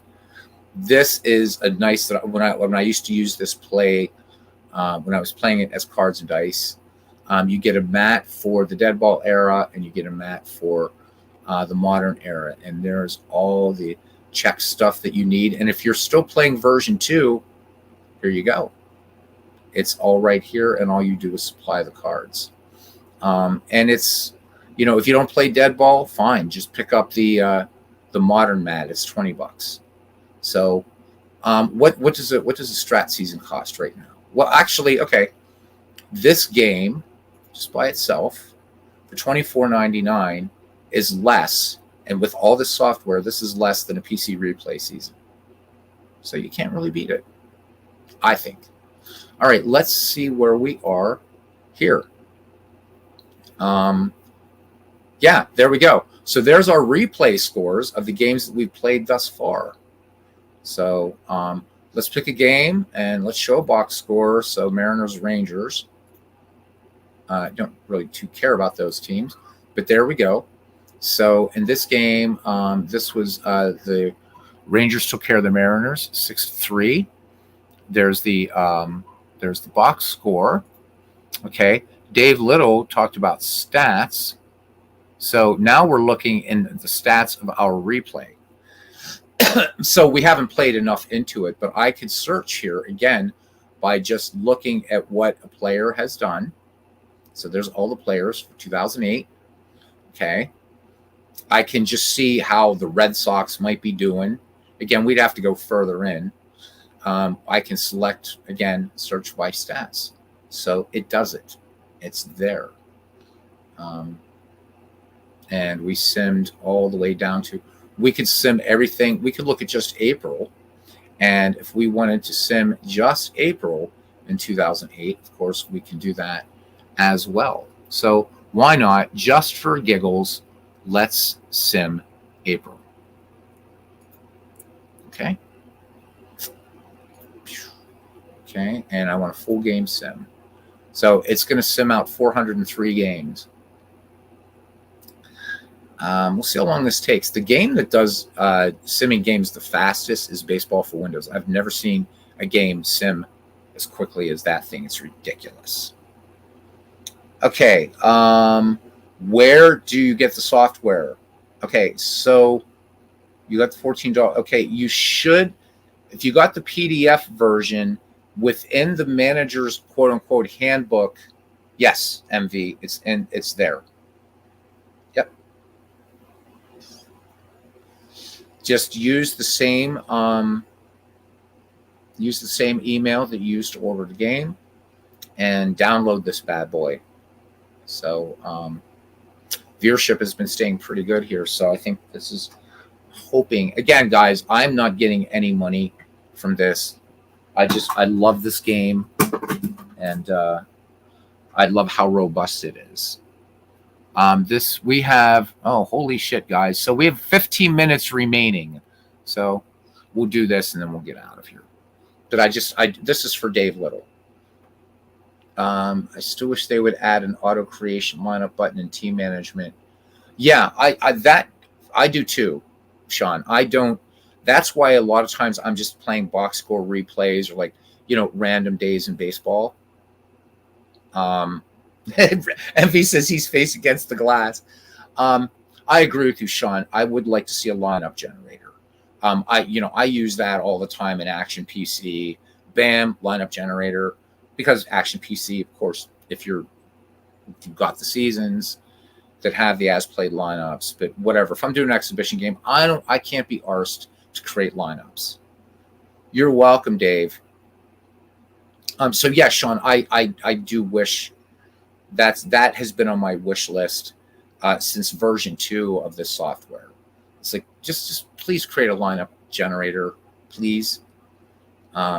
Because one does exist. If you play QuickSim, it already does exist. But again, for team management, yeah, because I want to do game sim. I want to explore, which I haven't done yet, guys, to be honest with you. I haven't explored yet how well does the game play setting up those Boolean operations for relief pitchers, especially. I haven't played yet with changing fatigue ratings, which I've got to do, especially for the dead ball and 19th century players. But at least now in game, you can change fatigue ratings, because it was really hard to find middle relievers in some of these teams. And sometimes you just need middle relievers. So I like that you can do that. I like you can change starting pitchers.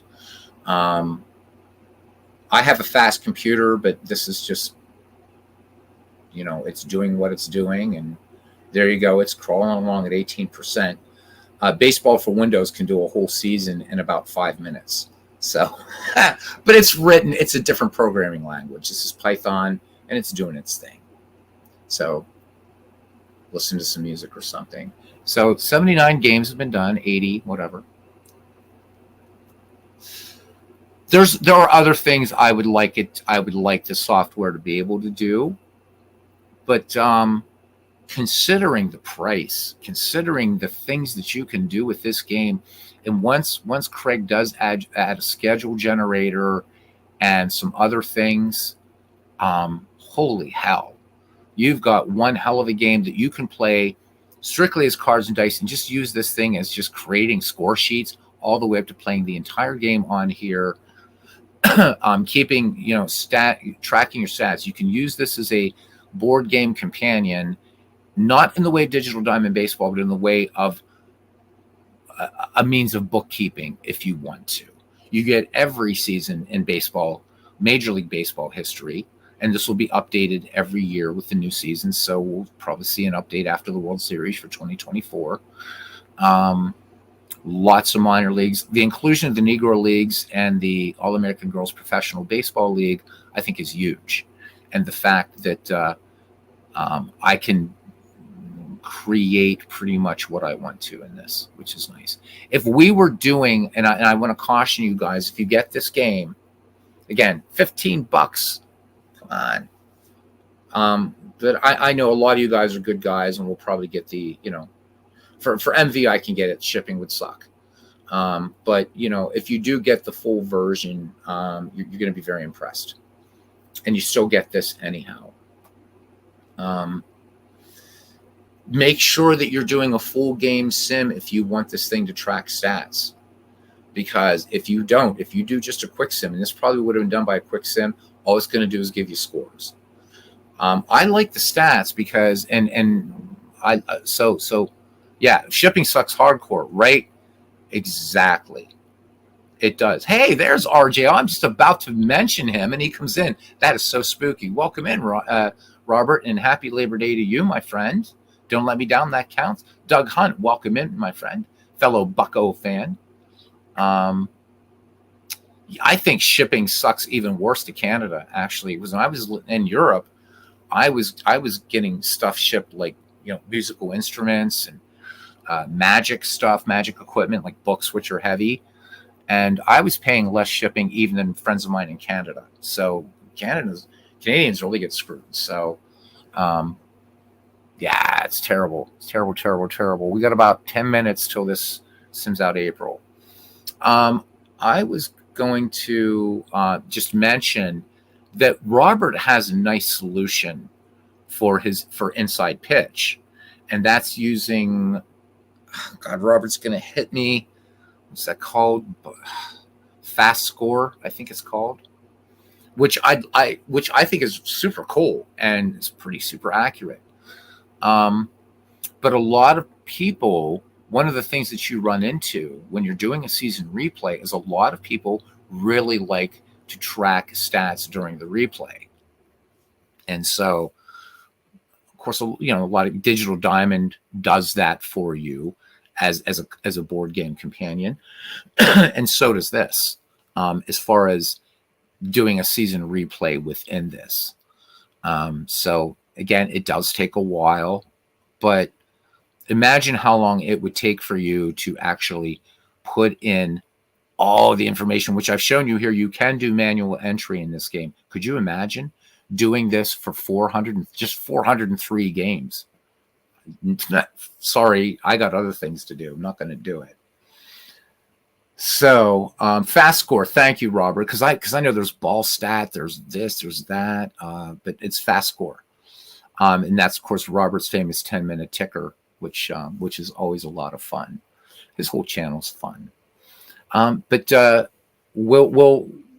think you guys will like, because you've already seen how we can search stats just using this as a kind of mini baseball reference. Well, now you have a mini baseball reference for your project, whatever that project is that you're doing. So again, this sort of thing that we're doing right here, gents, this is limited to season replays right now. When Craig actually adds draft league play and stuff like that, then you're going to be able to do this kind of thing. So for right now, if you do create something that's going to have, the Pittsburgh Crawfords, the Philadelphia Phillies, the Rockford Peaches, and the Toledo Mud Hens, and the who are they? Who's Tokyo's team? The Tigers or something? I forget. So you're not going to have that just yet, because there's no schedule generator in here yet for what is essentially would be a draft league is a fictional league. So that's not here yet. That's coming. But there's so much here you can do right now to keep you busy, plus all the other baseball games you play anyhow, right? Never has to be a last question, MV. I can tell you as an educator that one person voices a question, at least 5 others have the question that they haven't voiced. When opening quick play, yeah, you put any ID in. Yep, any ID you want. Because those aren't saved. So I think I've used ID 1 for probably about 50 games. It doesn't matter. It only matters in that for you if you want to recover that game and look at the box score again or what have you. Yep, any ID, doesn't matter. Now, these game IDs here are, and you don't have to do all these. Again, you can just use a letter if you want, any designator. These games already come with these IDs already done for you and the dates. So we're almost there, gents. We're almost there. About 9 minutes. 9 minutes. Questions are welcome. I have to say that in terms of, and I think it's fair that even though we're looking at this digitally, to be fair, this is a cards and dice game. And probably if a fair comparison then of this game wouldn't be to something like Out of the Park Baseball or Action PC Baseball or a digital game, but I think it would be fair to compare this game to Inside Pitch, to History Maker Baseball. Again, everything does things well. I don't even know if anybody plays Pine Tar anymore. Pine Tar, Payoff Pitch, whatever, because this is at its heart a cards and dice game. We just happen to have the ability to do a ton of other stuff and have every season available and play it without picking up dice and having our cats bat them all over the place. In terms of quantity, I don't think there is any, except for some of the free stuff that's out there. So like National Pastime Next Generation Plus got a lot of stuff going for it.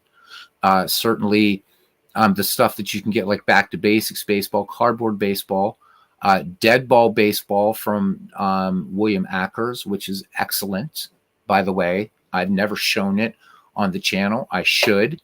That comes with every season, but in a different way. You create the seasons. The ratings are super easy because the ratings. So, like, if you have a batter who's rated as a 26, that's just because he was a 260 some hitter.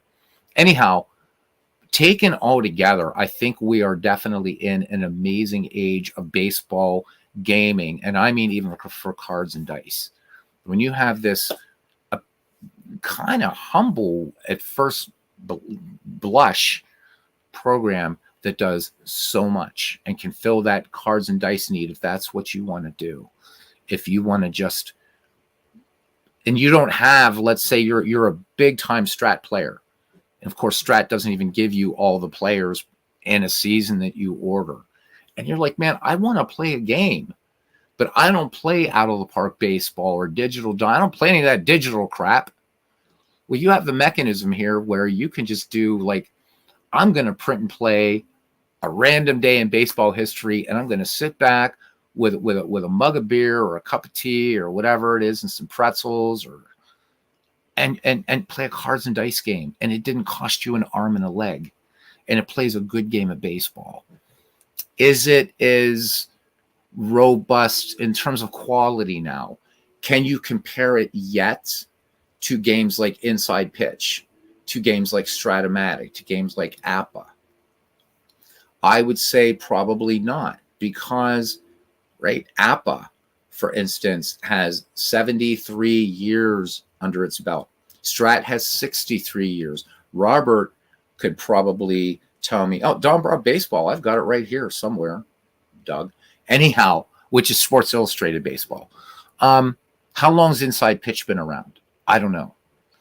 So they have years. This is still pretty new, but I think it plays some good baseball. I'm not so enamored of it, guys. I'm always going to be honest. I'm not here to kiss Craig Harris's ass at all. I mean, I bought the game, and with the pads and everything. I invested in this thing. It wasn't given to me. I'm always going to be honest.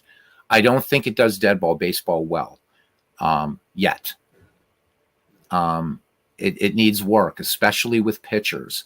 There's no way that Hoss Radbourn or Christy Mathewson or Joe McGinnity or Walter Johnson are going to get tired at 7 innings. They just didn't do that, or any of those guys.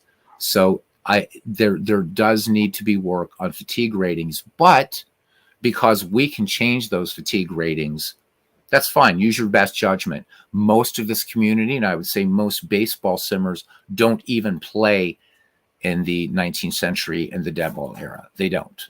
So that's not really a big thing. I think that there's, even though the triples are arguably the rarest hit in baseball, in modern baseball, if you'll notice on player cards, triples will happen, but they won't happen on a roll of the dice. They will happen in the database called Historical Major League Baseball. You will see triples on there instead of home runs.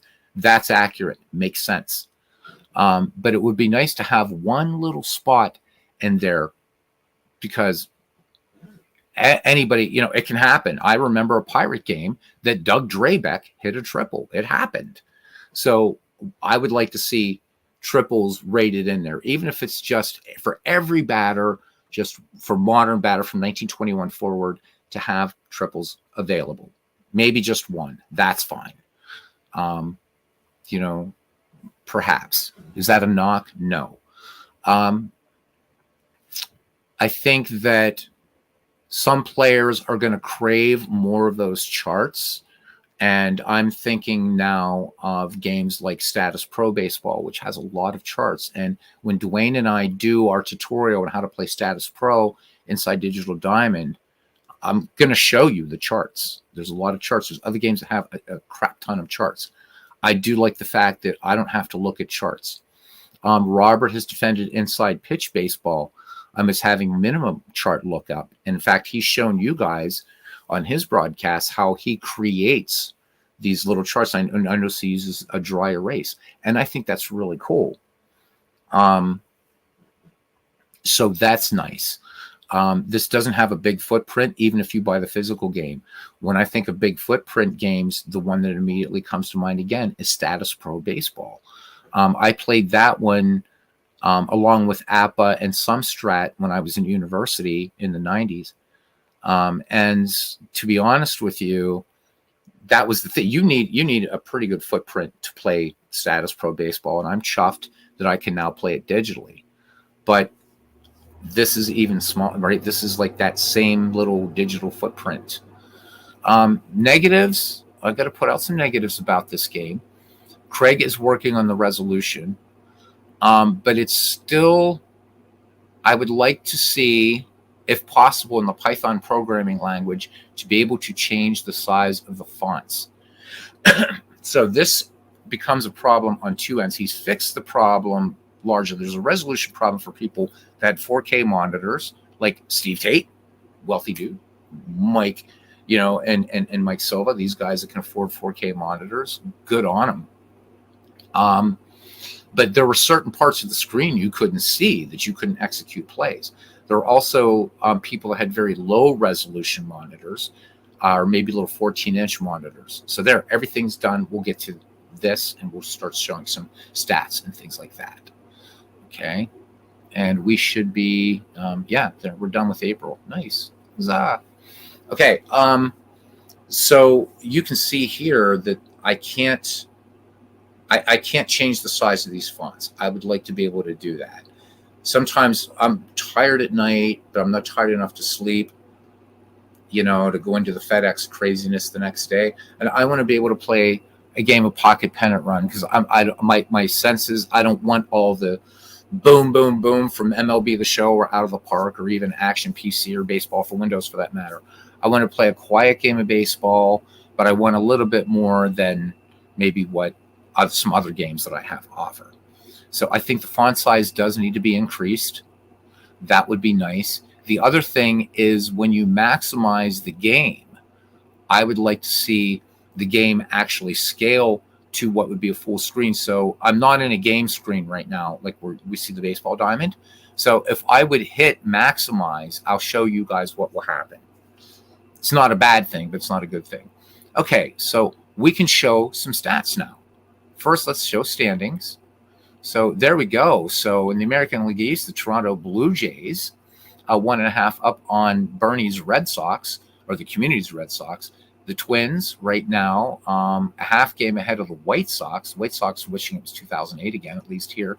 Texas Rangers, they're off to a pretty hot start here. They're 5 games up in the Mariners at 20-9. Again, we just played April.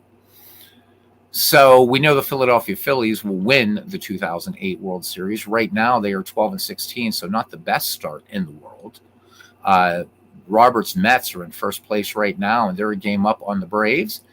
In the National League Central, it's the St. Louis Cardinals, a game up on the Houston Astros. And in the NL West, the Dodgers holding a pretty comfortable 5-game lead over the Arizona Diamondbacks. Let's close that. Let's look at stats. Let's see what's going on. Okay. Somebody give me a player from 2008. I don't give a shit.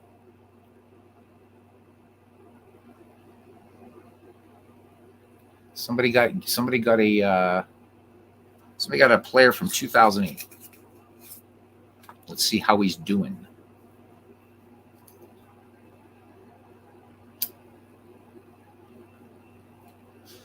I was sleeping. Joey Votto. All right, thank you, Dave. Dave, a Reds fan. I should expect that from Dave. Good. There's Joey. Boom. And we're just going to search stats for Joey. That's all we're doing. Make sure you have this clicked, guys. Search stats. And here's what Joey's done so far this year. So 21 games, 74 at bats. There. Hey, it's keeping triples too. So 31 hits, 11 doubles. He's hit 3 home runs so far. Hasn't been hit by any pitchers yet. 15 RBI, 16 runs, no stolen bases, 9 walks. He struck out 9 times, hitting .419. Again, we're just in April. Okay, let's see how the Cincinnati Reds are doing overall in stats. Since we're doing this, Dave wanted to see this. So 2008 Cincinnati Reds, search stats. Boom, there we go. We can see how everybody's doing right now. One thing I would like to see in this game that is when I click on these categories, I would like these to be sortable. That would be a real nice quality of life. Right now, it looks like the kid here with 5 home runs. Yep. So he's leading these Cincinnati Reds with 5 home runs right now. So 15 RBI between Encarnacion Griffey Jr. and Joey Votto. Pitchers down here. Who's doing what, man? So Jared Burton, he's gotten 3 decisions. He's 3-0. But looking at our starting pitchers here for the Cincinnati Reds, Edinson Volquez, former Pittsburgh Pirate, is 2-2 right now. So showing his ERA. So pitching not the strong suit right now for the Cincinnati Reds. And then we can get down granular here. Now, because we're just in April, we're not going to go too crazy about this. But we can go by team. And let's select our team. And again, we're going to go. We're just going to stay with our theme here of Cincinnati Reds. All right. And we're going to sort their batters. So this is where we're sorting. Okay. By hits. Okay. And we want at least what? I don't know. Let's do 19 hits, but we're just going to show the top 10 in hits for the Cincinnati Reds. And boy, I almost messed up there. There we go. You have to make sure that's selected. Okay. I requested 10, only 7 available. Okay. So there we go. So now we can look here. And I know it sorts this, but I'd like to be able to just go, boom, because I want to see home run leaders. Okay. But there we go. So the usual suspects, as you would expect from the Cincinnati Reds. Okay. So this will track. If we would do this whole season, everything would be tracked out. If we want to do by position, let's select a position and let's see how left fielders are doing in this game so far, with home runs. Minimum required 2. Again, we'll show just the top 10. We have this selected. Let's click search stats. There we go. So these do them in order. And Andre Ethier right now, through the month of April, 8 home runs. Carlos Lee with 7, along with Matt Holliday. Manny Ramirez, along with Ryan Braun and Alfonso Soriano, each with 5.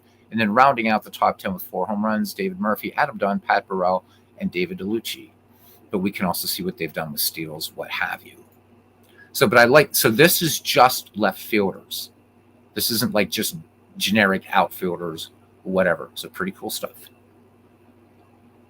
Cincinnati was 12-17. Standings. Yep, got standings, Dave. You want standings? We got standings for you, my good friend. Absolutely. We are all about the standings. Boom. All right, so Cincinnati right now is 11-18. And Robert says they were 12-17 after April. So they're 11-18 right now as we finished April.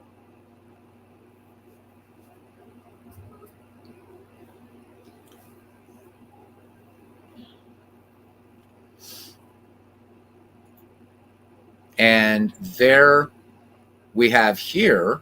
So these are the replay, right? We have the standings, and then we can look at just the teams at a glance. Really nice. Again, this is where it would be nice to have this sortable. So if I want to see who's leading in stolen bases, right now I've got to look down, okay, it's the New York Yankees that are leading in steals right now. Who's hitting the most home runs? I don't like the fact that I've got to do this, but it's not a killer. It's the Texas Rangers. Thus far, 712 home runs have been hit in this 2008 replay. So there we go. Marlins were 15-12, though, and they are really underachieving here. Again, I would ask this: do we? Because if I would, I'm not going to sit here and do this again for 15 minutes. But if I would run all this again, what variables are there? But yeah, I get it. So I think that I'm going to need a lot more time with this, and I will probably just do this as a quick sim, do some seasons to look at accuracy overall, because that's the next big acid test. And to really do that properly, as you know, Robert, and I'm not discounting what you're saying at all, my friend, you do need a large control. You need a large sample size. You need a large sample size. And certainly simming one season, even that 1967 project I had, which I did. You guys remember I did in Dombrov. I did it in like 5 different sims. So we're able to compare from one replay, but really to do this right, you almost have to do what that site like Back to Baseball does. You've got to run it and get a percentage and see. But yeah, you're right. They are definitely underachieving. Don't know what else to show here. Again, we can see some of the scores here. Interestingly enough here, we look at the Arizona Diamondbacks. This was a 1-run game that the Diamondbacks won on April 30th, 8-7. But the Astros in our replay won at 4-3. So pretty fun. Pretty fun. Let's go ahead and close out of this. And I did want to show you guys what it does when you maximize. So, and then I promise we're going to be done. This has gone 2.5 hours already. Just going to pick a game at random. Red Sox and Tigers. This was a 9-7 game. This was May 21st, 1951. And you guys already saw this. I'm doing this to show you one thing. So, in Windows, this is the maximize button, or you can double click. Here's what happens when you maximize. There's no change in the fonts, anything like that. You can't even do, because this isn't a web page, you can't do the control mouse wheel scroll. So the only way you would get these, if you want these larger, is you would actually have to change your monitor resolution, which I don't want to do. I can see these just fine, but I think even with that, I think aesthetically it would be nice to see this thing fill the whole screen rather than this. Oh, yeah, absolutely. You're going to have outliers everywhere. But guys, thank you so much. This was supposed to be something really quickly just to show you how to create teams. And it turned into 2 hours and 2.5 hours. Robert, what time's your game tonight? Are you doing one tonight, even though it's a holiday? Well, Robert answers, remind you guys that Bernie Strom tonight, so 10 o'clock Eastern Daylight Time, we're going to be showing our project in which I'm selecting 8 teams from the National League. Well, yeah, during the dead ball era. And Bernie picks 8 teams in the American League. So my range is a little larger than his. I get 1893 to 1919, and Bernie 1901 to 1919. We're going to set those up, and we're going to show you guys how to set up custom leagues in out-of-the-park baseball for the 2 or 3 of you that might not know how to do it. From the very beginning all the way to making sure ballparks are assigned, socks, the whole thing. So I might end up being on even longer, but it's going to be on my channel tonight at 10. All the National League games, which are going to be the McGraw League, will be played on my channel. The American League games will be played on Bernie's channel. The MAC League, at the end of the season, the 2 best teams will meet in the World Series. So that's a prelude to the next McGreevy League, and we're hoping you guys will have fun with it. It's a way to just sit back and listen to 2 ham and eggers try to call some baseball games from way back in the way forever. 7:30 p.m. Eastern time. We have the Dodgers and Reds. We're in 22nd September of 1969. So check that out. What a great, you were most welcome, Dave. What a great season 1969 was, especially if you're a Mets fan. And Robert was very quick to tell everybody, because as you guys know, he picks the season that he's going to do at random. So, and I trust Robert. And besides, I watched his hands. I know he's not a sleight of hand artist. There is a way. I should tell Robert sometime in chat how he could truly rig it.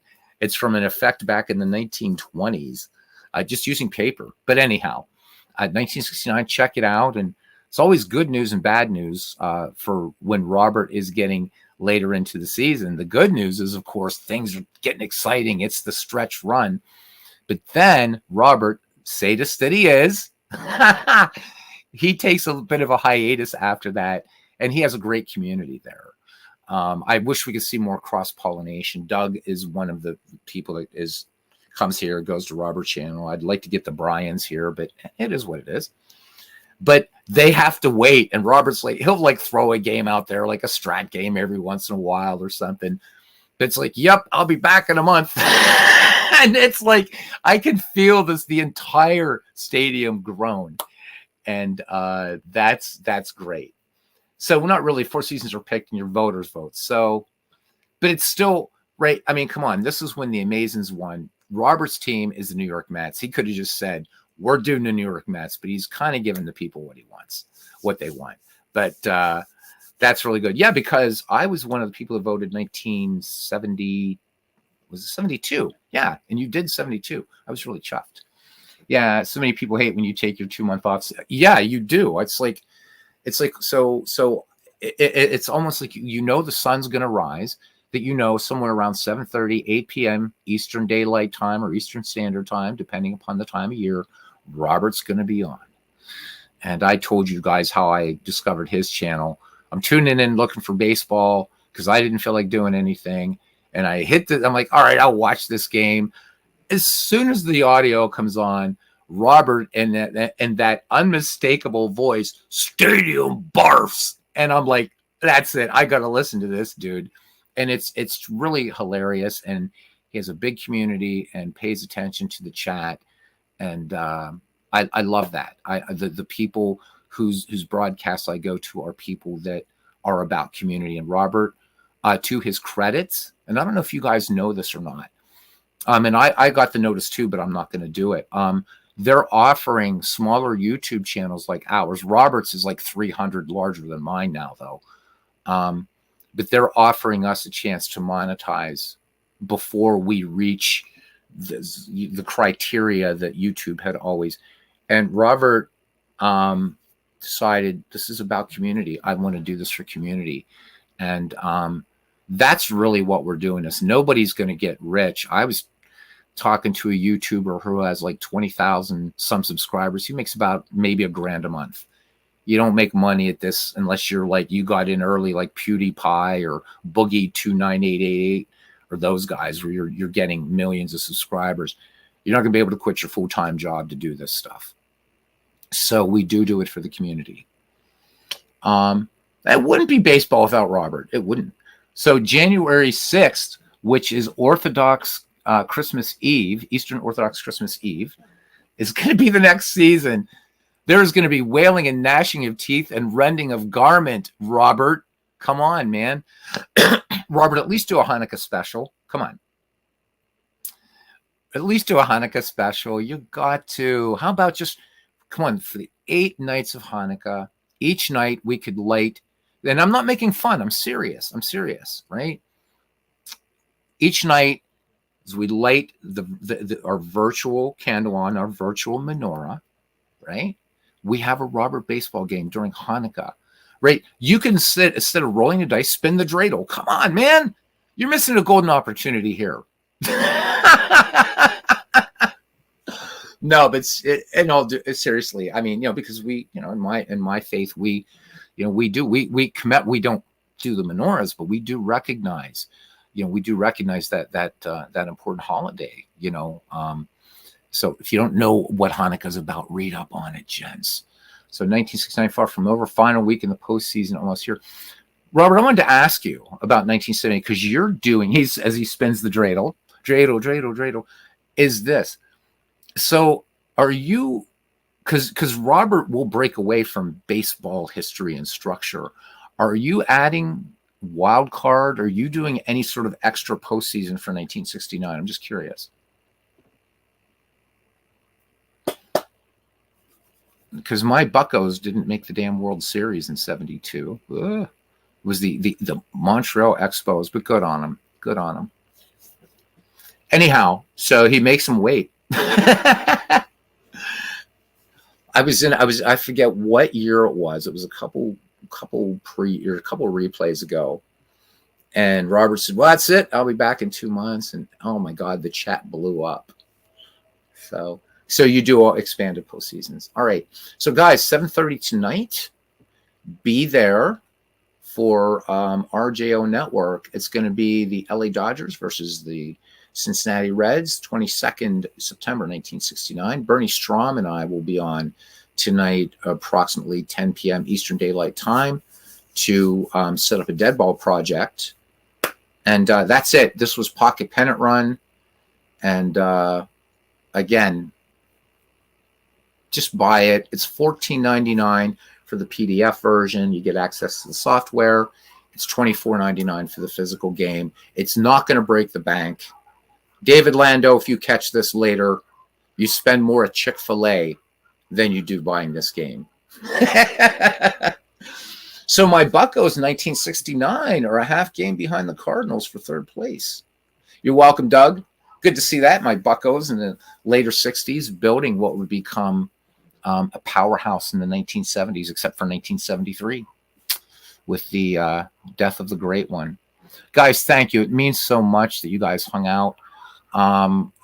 This went too long for me to go all the way back and thank everybody. So I'm just going to thank everybody and let you know that this community means so much to me. Ken Castro once said to me a long time ago, he said, I don't know if you guys who stream understand this. And so I want you guys to hear this. Robert, I want you to hear this. Don't leave yet.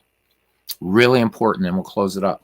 Something that Ken said to me that makes me keep going for as ham-handed as I am at this, but I love it. Community, is he said, you know, for a lot of people out there, this is what they have.